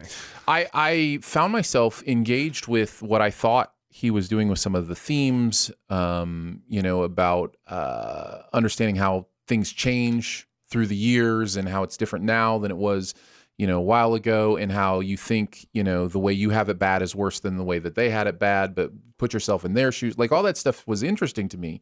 But then the movie just found itself, for me, being more interested in being some sort of twisty, like you mentioned, Giallo picture that didn't make sense to me. It wasn't even that it was bad. It didn't make sense. I didn't understand. It seemed to undercut itself with that ending. Where it went seemed to undercut the rest of the story to me. Yeah. So I didn't enjoy it. Yeah, I was kind of expecting where it was going to, and that was another thing, I guess, that was that bothered me a little bit, but definitely an interesting movie. It wasn't full success to me. All right, a movie that has the distinction, it's got to be the first one, right? Best animated and best documentary nominations for Flea. And best international picture. 3 Oscar nominations in it's got 3 different genre categories. Yeah. That's interesting. That's so interesting. And this is a great documentary. Yeah. This is great. This is and the way that it's presented in this animation is unusual. It is a classic immigrant story, and it's just you can't turn your eyes away from this one. This is a really good one. Knowing the Academy, they'll split which category they vote for it on, and it won't win any of them. Well, I don't think it's supposed to win any of them. Drive My Car is going to win international feature since it got a Best Picture nomination. I always hate the anticlimactic part of that where something gets a Best Picture nomination. You're like, well, I guess it's winning international. It might win documentary, but I'm guessing that'll be Summer of Soul. That's the one it has a chance at. Animated will either be Mitchell's or Encanto, probably Encanto. I have my guess, but yeah. Yep. Yeah, Summer of Soul, by the way, is outstanding. It's amazing how much footage has been shot of things that just are lying around in a warehouse. Kind of like that Apollo 11. Yeah, that one was great too, yeah. And this one, Summer of Soul, I think they planned on having this be a documentary in the 60s. Yeah. And they had no takers. And then it just sat in a warehouse or whatever, in somebody's attic or something for 60 years or whatever it was. Until Questlove came along. Yeah. And there's so many like gold performances in here. Stevie Wonder before he's huge is in this, and like just there are so many great. This is a miracle. This is one of those miracles that you're just like, I can't believe I'm privy to see this now. Yeah. Let's see. Here's a heavy hitter. The Worst Person in the World. This movie probably should have gotten a lot more acclaim and some Oscar love for sure. This was a total surprise. I didn't know anything. This is one where I didn't know anything about it going in, and for sure came out better for it, not knowing what this movie was going to be. And such an unusual movie, a great lead performance. This will make you think about life, man. Yeah, choices, life, how you perceive yourself. This is a movie that when it started for me, I was like, okay, another international feature, relational story. Yeah, I'm gonna pay attention, be into it, and then it makes some production choices where I'm like, okay, I see what you got. You think, I see you, Worst Person in the World. And it does some really cool things. So yeah, I really dug it. I thought it was really good. I think this and Drive My Car could be a good double feature. It'd be a long double feature, but the idea of you believing that you are the worst person in the world for various reasons. I think everybody sort of thought that before, except for Aaron. Aaron thinks highly of himself. I'm Such a cocky dick. clearly not the worst person in the world. Clearly. Yeah, that's true. That's true. Okay. Here's a movie that flopped at the box office. Did it flop overall? I'm not sure. The Matrix Resurrections was a HBO Max / theater experience, and is this this is vying for worst movie of the year, right? I mean, it has to be, and I'm over all of the think pieces about how she made it bad on purpose as a commentary about reboots. That is a very big stretch, and even if it's true, it's still a bad movie, right? Like that's right. Well, right. Yes, I mean, it's a very costly bad movie. I mean, the first 20, 25 minutes, you guys know I'm a Matrix stan. I was like, oh yeah, I'm feeling it. Let's go. I'm feeling it. And then it just, becomes no reason for why they go to a certain place and then a fight happens and people's motivations make no sense. And ultimately it's the first movie all over again. Except with terrible action. Like that's the thing that blew my mind the most. It's boring fucking action. Yep. Yeah. The fight scenes should have been next level. And it was like MCU when they had that fight inside the bank or whatever the building was. Another Oscar contender is The Lost Daughter. Maggie Gyllenhaal directed this. Olivia Colman's in it. Jessie Buckley plays a younger Olivia Colman.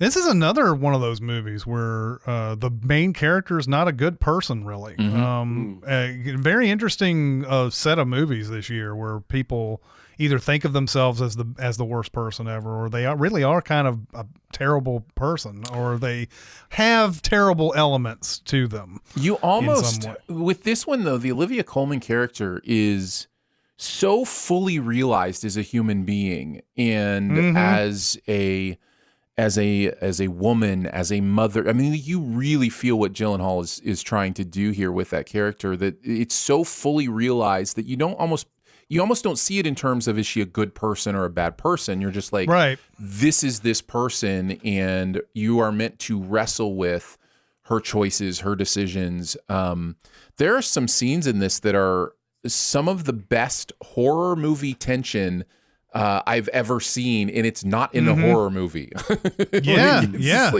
It's really impressive work. I was really impressed with this movie. Yeah, because this mob family or whatever that's living at the resort, there's always this seems like there's this danger of them potentially like going and killing her, or her being part of some incident that's on the, so yeah, there's always a constant threat there.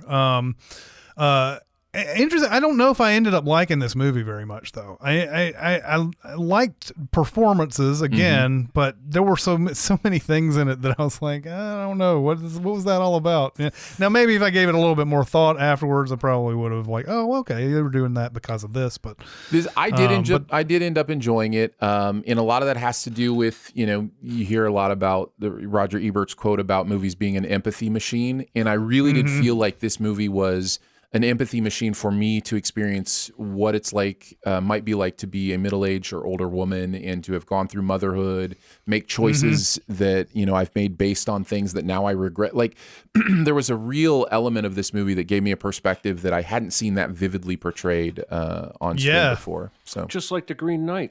Just like The Green Knight. Very similar film. Very similar film. Yes. All right. So now we're getting into some, we're probably getting into some mention it and go type stuff here. Also in the documentaries Attica, I know that Jeremy saw this. I also watched it after his recommend. I guess the biggest, slight against this is that it's one-sided, but considering what they found, they investigated and found out of this, hard not to be on the side of the people who are in the movie, right? Yeah. Just an insane amount of abuse and bad politicking going on in Attica. A lot of us are experience with Attica is Al Pacino yelling it in Dog Day Afternoon. We didn't know the full story about it, but man, this is a harrowing story, and it's well worth the watch for sure. Yes. Let me see. Bo Burnham Inside was a big one on Netflix. I started this around the time it came out, and then I had to stop it after 10 minutes because of whatever reason, and then I didn't. It was like 2 months before I saw it. This is a great one-man performance type of thing. This is stellar. I just rewatched this, showed it to a friend for the first time 2 days ago, and I remain convinced it may be the most brilliant piece of filmmaking of the year. Like, as far as like a clever, thinky kind of thing, Bo Burnham is just so brilliant at what he does. And not only is he doing incredible like takes on social media culture, Twitch culture, replay culture, like YouTube replay, what's it called? React culture on YouTube. He's doing all these really clever jabs at, modern life, but he's also created this absolute piece of art that represents the pandemic and what it was like to be trapped inside. And because of that, I will issue trigger warnings. There's mental health stuff here that is really powerful and feels very real. There's been some talk about whether he's performing this or whether it was really real. That doesn't even matter to me. Either way, I think it says something meaningful and is really powerful. Man, I'm impressed by this special. It's incredible stuff. Yeah, this is something that's will stand the test of time, I believe. Yeah. It's just so well done. I'm surprised that I watched it for as little as I did the first time, and then never went back to it for a long time. But I think that was a good thing, because kind of getting into it fresh without everybody talking about it and everything, I got to see it on its own terms, I feel like, and yeah, I can't praise it highly enough as well. It's great. Was the only true, this is me talking out of my ass here, but the only true comedy this year, Barb and Star Go to Vista Del Mar? It could be. There weren't very many just straight up like, well, I mean, I'm sure there were comedies, but like nothing that really, I don't know, nothing that was really, that got out there. It's right. It's the only one we're talking about, really. I mean, you've got Coming to America, the Coming to America sequel that came out. That was a straight comedy. Right. But yeah, no, it's definitely was a light comedy year. Yeah, this is an instant cult classic. This is just one of those movies you watch and you just know people are going to be quoting these lines and singing these songs for years down the road. Yeah, I'm not sure how much I ended up liking it by the end, but I really did. I laughed quite a bit. So I would funny. say that Yeah. I liked it. Yeah. So yeah, and a surprise Jamie Dornan comic performance in this too. Yeah. Considering you have only seen him in 50 Shades at this point, like I had, like that it's out of nowhere. It's a great comic performance. I actually got a chance at Critics' Choice Awards to talk together with him and Kristen Wiig. At the same, really? They were hanging out, and I got into that conversation and was able to thank him for seagull on a tire. Can you hear my prayer? So I picture them talking and you like walking right in between them and going, hi. That is not far off from the truth. Apologies if that makes people upset, but yes, that is how I insert myself in those conversations. House of Gucci, neither Jeremy or I saw this movie. What did you think of it, Aaron? Nah, I mean, it's so weird because unlike Don't Look Up, which is purposefully over the top, like this, I don't know that this movie understands how ridiculous it's being. Maybe I'm wrong, but everybody is so over the top in this movie. No, Lady Gaga said she went around talking to that voice for 6 months while she was making that movie. She doesn't know how ridiculous it is. She's just taking it seriously. Ridley Scott made 2 movies. One, The Last Duel, is another. Oh, this movie's great. I agree. This is something that just didn't get enough play when it came out. I think if you reverse the order of release of the Ridley Scott movies, I think that The Last Duel gets a little more Oscar attention. Probably. I think it's really good. Yeah. I just feel like Ben Affleck is in a different movie. I realize his character's the asshole who jokes about everything, but he delivers his lines like he's in a Kevin Smith movie.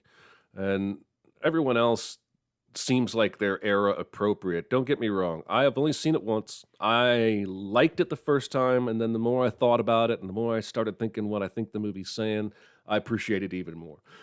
It's a tough watch, though. It is a tough watch. If you don't like violence, there are trigger warnings here for sexual violence, but really well acted. I think Adam Driver's outstanding. Yeah, for sure. And Jodie Comer again, man. She's gonna be huge. She's gonna be a huge star, I think, at some point.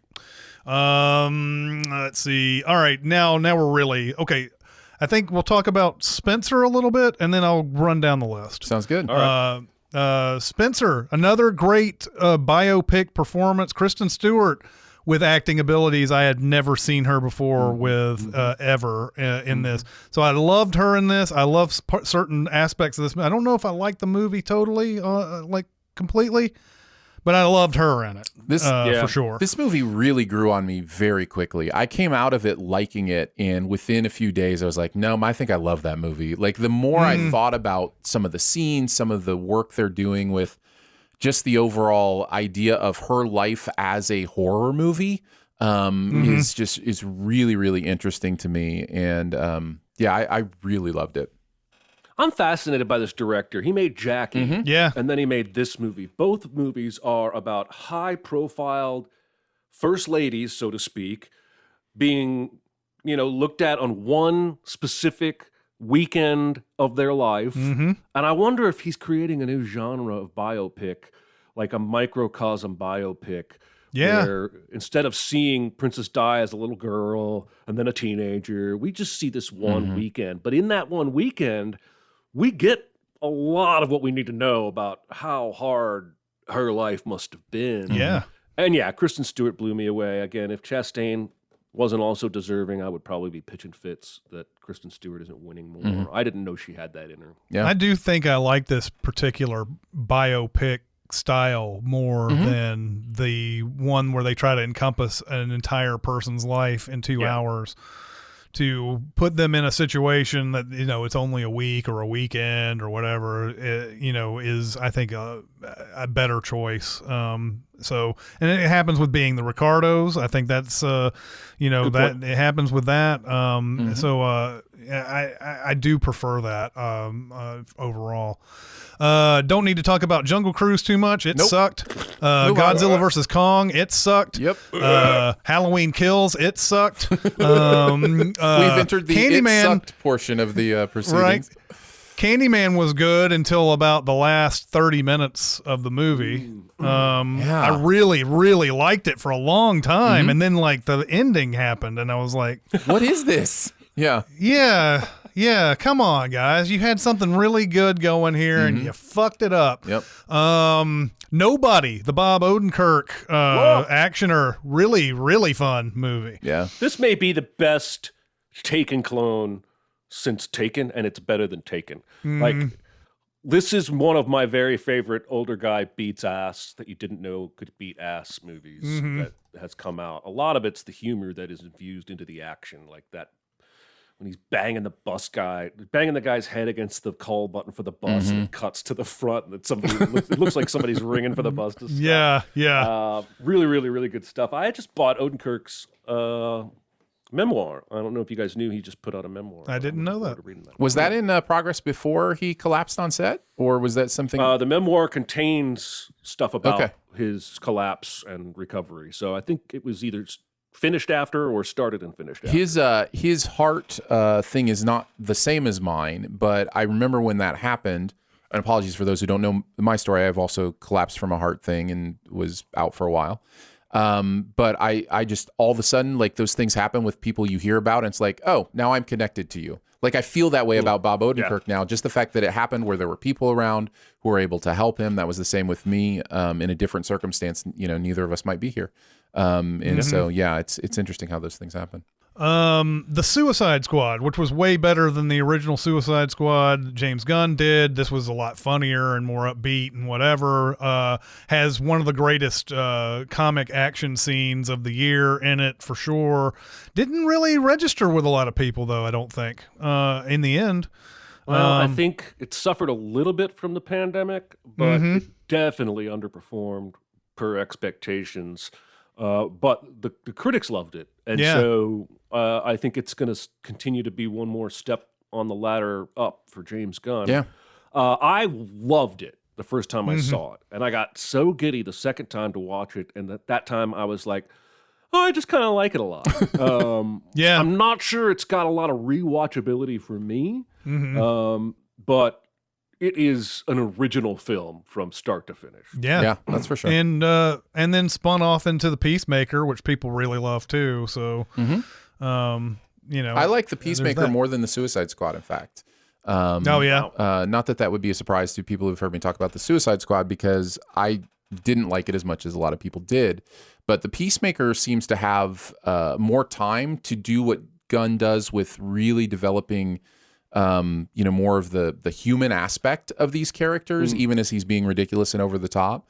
So yeah, I enjoyed Peacemaker quite a bit. The Harder They Fall, a fun Western that's on Netflix. Man, I really, really love this. I don't know if I was expecting to, but I loved this. This is much style, filled with so many people that you love in it. One of the greatest opening character introductions I've ever seen. Yes. So good. So good. Yeah. Titan, talk about some unlikable main characters.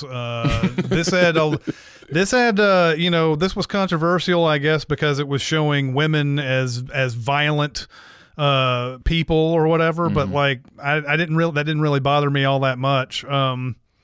I don't know if I like this movie. I was going to ask you if you enjoyed it.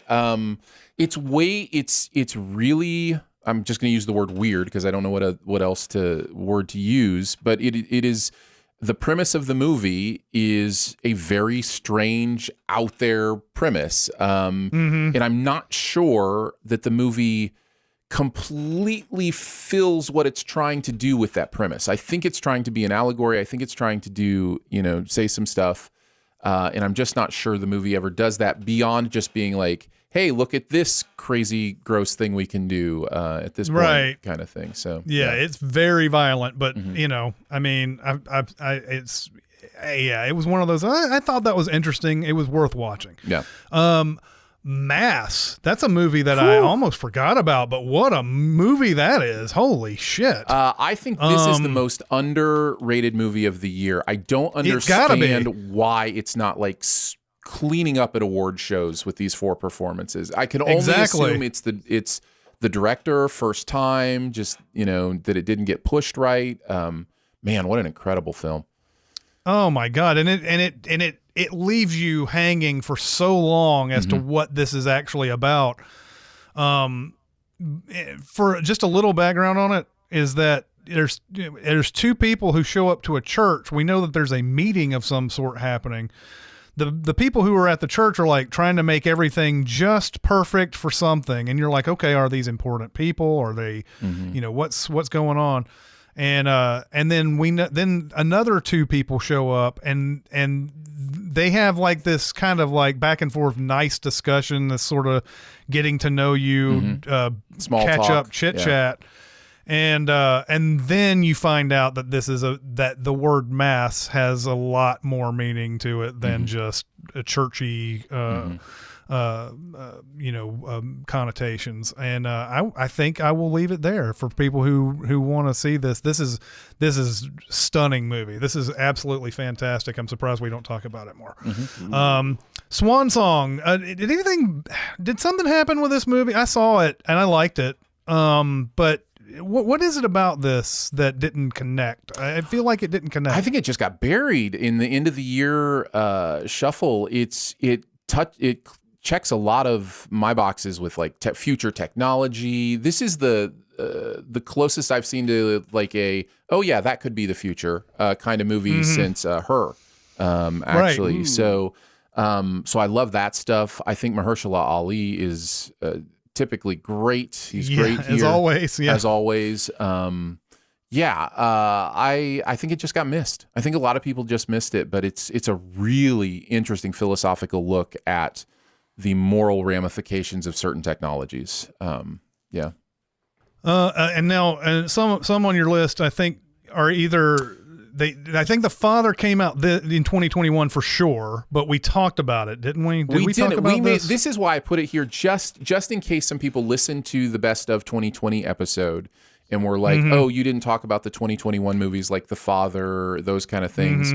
It was a weird year because of the way the awards were done or whatever. But in case we didn't say The Father is amazing, The Father is amazing. The Father is amazing, and Anthony Hopkins was deserving of his Oscar for sure. Yeah, totally. Fantastic performance there. Cop Shop. If this is a Jeremy movie through and through. Absolutely. I can't wait till he sees it. I'm so excited. I can't wait till he sees it and tells us that he's seen it 5 times. It's the last time we talked to him. This is such a Jeremy movie. I didn't. Okay, I'm going to skip over the ones that you have only seen, Aaron. But if you want to go back and check and tell me tell us any of the other ones. In and of itself was the Magician Show, which is not just a magician show, but a storytelling show as well. Was really great. Yeah, this is an inside back to back would be amazing. Yes. These are it's another one man show kind of thing. He is a magician, a sleight of hand artist. But it is so much more than that. He's really doing thematic stuff. This was a show that ran on in New York for a period of time. And this is a retelling. I think Frank Oz directed this, if I'm not mistaken. Yeah, I think you're right. Of Derek Delgadio's show in a way that more formats it for a movie, but it's really just shots from these different stage performances he did. There's a segment of the movie where you will see a lot of people Bill Gates is in the audience at one point, and just several other famous people who attended this show. And man, the ending of this is really powerful. And you will both have, how did he do that moments, but more importantly, you'll have like meaningful, oh my goodness, what does this say about humanity? What does this say about me kind of moments? A trigger warning that the premise of his storytelling has to do with Russian roulette.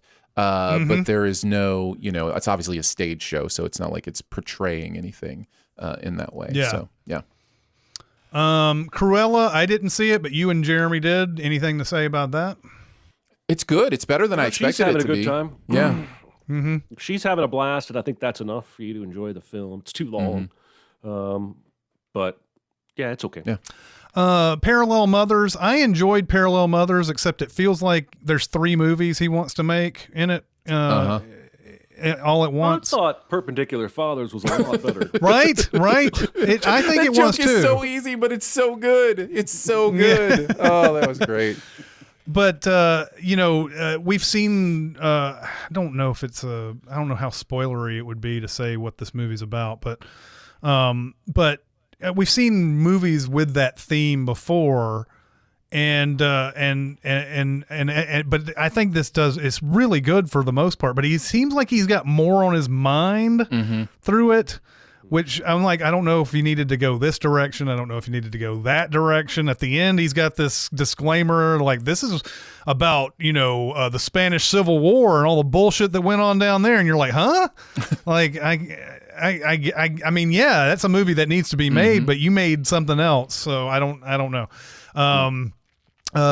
Coming to America, we talked about a little bit about that. I think that's a reason why you don't make movies from 30-something-year-old material. Unfortunately. I mean, I wish the best for it, but I did not laugh very much during it. Yeah, we don't need to talk about Space Jam, The Conjuring, no. Zack Snyder's Justice League, no. Red Rocket, a little bit, maybe. I know that Fuck that movie. know that know there's some cringe factor in that as well, because the girl character in there is 17 and he's like 30 something. Well, and he's grooming her too. Like it's a grooming movie. Yeah. Right. I liked Red Rocket though. Overall, I thought it was a good movie. Yeah. I don't know. It looked like it was headed for some awards, but maybe that ick factor is what led to it not. That's for me. The less icky version, the less graphic version of this. Like they're straight up having graphic sex. Like I turned this movie turned it off halfway through because I didn't want to see wherever it was going. Even if the movie's ultimate conclusion is this guy's a terrible person, I knew that 10 minutes in, and I don't want to watch like sex scenes that are. I agree. I'm sure there's quality there. I love the Florida Project. I just couldn't get through this one. Yeah. Zola, which is a movie that I thought would be a lot better than it was, a lot more salacious than it was, and it just ended up being kind of like, oh, well, I've seen Spring Breakers, and that seemed like. I was going to say it's like Riley Keough doing a Spring Breakers voice, the whole movie, and I know it's based on it's based on a series of tweets, but based on a supposed real story. But yeah, I was expecting that one to be wild and Spring Breakers like, and it was not. I discussed a little bit about A Hero in one of the previous Recotopias. That movie is phenomenal. Another Round, which is also a movie that sort of was a 2021/2021 movie. Mads Mikkelsen. This is a very interesting movie. I love Another Round. I think it's great. Yeah, Another Round it was one of the best movies I saw in that past year. About a bunch of teachers who see how far they can take their drinking. They're trying to get to that perfect level of drinking. They have a philosophy that they're following from some famous person, philosopher of some sort. And of course, some of them go way too far and drink too much, but it's not really about alcoholism as much as it is how they are affected doing this experiment and everything. And really, really enjoyed it. Benedetta, don't really need to talk about that. Paul Verhoeven movie, not very good, I didn't think. Come From Away was great. The story about a small town in Canada after 9/11, or like on the day of 9/11, a plane that has to land there and it has to accommodate this small town has to accommodate a bunch of people that it's not ready for.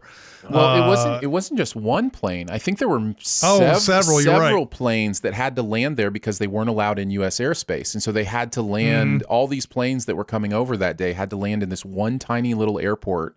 And it's kind of their story of that town and how they pitched together to feed these people. That sounds awesome. Yeah, it's a really cool story. Yeah. The Card Counter was pretty good, I guess. Oscar Isaac was great in it, but I don't know. I don't think I liked the movie overall. Yeah, I didn't enjoy it.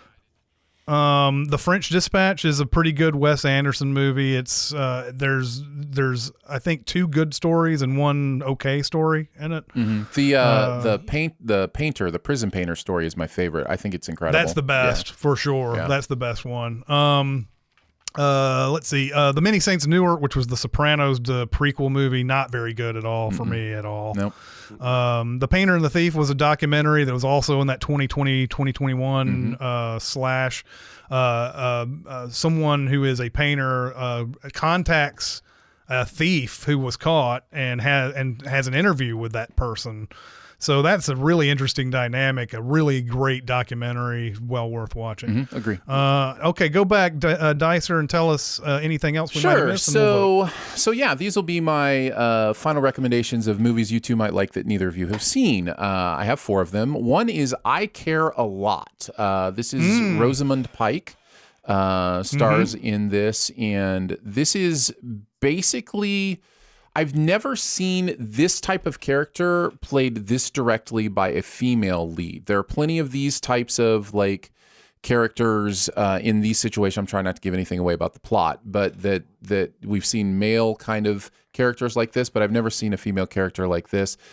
She's basically a con artist, I think would be the safest way to say it, and she's trying to make money off of elder care. And so, yeah, It's really, really interesting and a really fascinating movie that I think you two might like. Petite Maman. This is like a 75-minute movie. So that, it's got that going for it right off the bat. It is an international film where I don't want to give too much away, but it is about wrestling with your past, and has a really interesting concept that I think you might like if you choose to see it. Shiva Baby. I think you guys will really enjoy. It is basically a horror movie for just like, I'm trying to think of the best way to describe this. It basically takes social situations where you feel out of place, or like, you're supposed to interact with people who you don't care to interact with, and turns that into a horror movie. And has some really interesting twists and turns in the story that I think you guys will enjoy. And then I had to mention Boss Level, because this could be another one of those Jeremy movies that you find and end up liking quite a bit.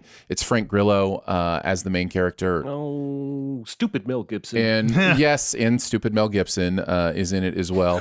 But it is a video game type Groundhog Day style movie. Very Carnahan, he loves us. Yeah. So there you go.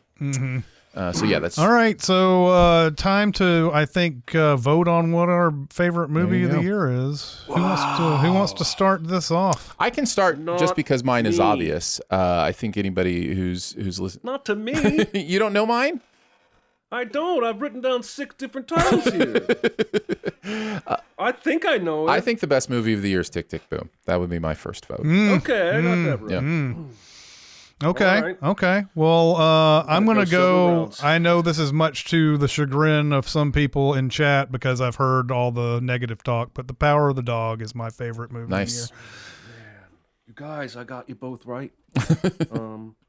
I've actually put Power of the Dog on both. I'll show you later.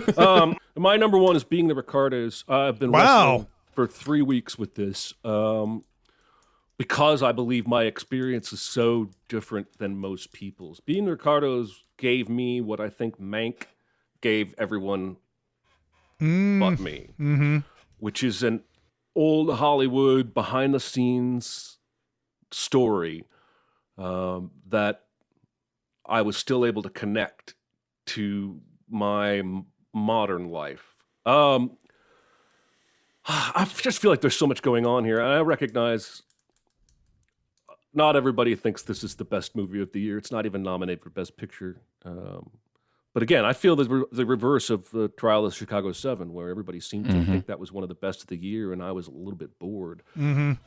Here, I just see stellar performances across the board. I see character development and arcs, and then I see the genius of Lucille Ball. The way she is actually 100% over-obsessing about that scene at the dinner table because of the communism thing. But she's still fucking right. And when she finally calls them in at 2 a.m. or whatever and blocks the scene and they bump elbows and fall off the chair, there's this moment of, oh my God, she's right. She was overanalyzing, but she was also right. That woman knew comedy. And I love the way she nitpicks everything. Why does he really think she doesn't recognize his voice? Right. Why didn't she hear him come in? There's so much thought put into it. And I know not every comedian is like this, but some of the best comedians are like this. They think about every little detail. I know Michael Richards never wanted to open Seinfeld's door the same way twice and went to great lengths to practice and watch himself. I was floored when I watched this. I've seen it 3 times, and I just think from a technical, creative, across the board standpoint, this is the best movie of the year, in my opinion. I'm sorry. Nice. I hope that doesn't throw too big a monkey wrench in it. All right. No, I don't think so. All right, so another round. My second would be Bo Burnham's Inside. That is my number 2. So, yep. Yeah, and that's a really good one. And We're gonna go several rounds. yeah, we are going to go several rounds because the worst person in the world is probably my second. Oh, I predicted that before the show. Wow, my second is Coda.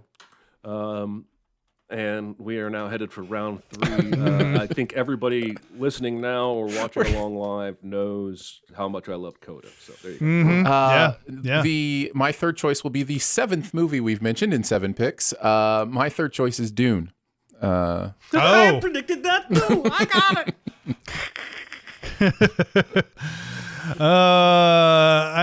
I know I did a list and sent something to Aaron a while back that had all my top 5 on it, but now I can't remember what I had ranked in. Don't usually go 4 rounds. Or 3 rounds. I'm also gonna go with the Bo Burnham Inside for my third because that's just how good that is. Wow. Well, that's going to win. My third is The Green Knight. Okay. Wow. Which, at least for the last 24 hours, has invaded my soul. And you know what? I haven't even seen Bo Burnham Inside. Ray? That's right. It's an interesting choice, but man, I don't feel bad about it. It's an incredible piece of art. So, yeah. Yeah, and I'm sure we'll get off of this recording and I'll be like, oh, wait a minute, or whatever. But I'm good with that. Bo Burnham Inside is one of those type of experiences, I think. So unusual pick, but that's what happens when you go multiple rounds. Yes, it is. Just a little bit of cleaning up to do just before we go. I know that somebody brought up Wrath of Man. You two have seen it. I have not. So what did you guys think of Wrath of Man? That's Guy Ritchie, right? I grow tired of Guy Ritchie. I don't know what it is. This story is so convoluted. I don't know why it's so convoluted, but I feel like it thinks the pacing and the flashbacking is some kind of whammy revealing thing, and it's not. It could play straightforward and just be the same experience to me. I agree with everything you say. I just think I enjoyed it more than you. I think it worked for me more than you. But it is unnecessarily convoluted in the way it presents its story. I actually think it's Guy Ritchie kind of putting some governors on his usual tendencies. I think there's a lot. It's probably one of my favorite Guy Ritchie movies, in fact. Interesting. And someone also brought up South of Heaven, which is funny because we interviewed the director of South of Heaven, and I remember watching it. Jason Sudeikis, again, proving that he's way more than his Saturday Night Live guy and his comedy Horrible Bosses and everything. He gets a lot of due for the show that I can't think of the name of right now. The incredible soccer legend. Aaron, help me out, please. I'm sorry. Hanson. What are we? Ted Lasso. He gets a lot of credit for Ted Lasso, and obviously so. But in South of Heaven, he's great in this too, and that's an unusual movie. It has a great unbroken action scene at the end of it. It's a very unusual movie though, and it's I'm hearing people talk about it, which we didn't usually get with a lot of these indies when we did the interviews and things. So it's gotten a little bit more opinions on it than usual. Anyway, there's our best of 2021. And we got that in 2 hours and 15 minutes. I don't think that's bad. That's not bad at all. Yeah. Hey, everybody in the live chat, thanks for showing up and participating and being part of this experience and making it unique. And you are appreciated, as are all of our listeners. And a little longer than typical Recotopia, but hope you guys enjoyed this deep dive into 2021. Yep. Thank you guys so much for contributing today. I love looking over at the comments and seeing you guys like have those little snide comments for each other and snide comments for us and things like that. I love that type of stuff. So yeah, next week we're going to be back to our normal thing, and we're going to be doing Lone Star. It's a 1996 movie directed by John Sayles. If you are looking for that, if there's other Lone Stars out there, it stars Matthew McConaughey and Chris Cooper. It's Not a Time to Kill. Glad that you guys can come on and enjoy the show with us. But that will do it for today. We'll see you guys. Bye. Be a part of the live show by being a member of the Sin Club at Patreon at patreon.com/cinemasins. Chat with us on the Cinemasins Discord at discord.gg/cinemasins or Cinemasins Twitter at Cinemasins, and email any comments or questions to Recotopia at cinemasins.com. That's Recotopia at cinemasins.com.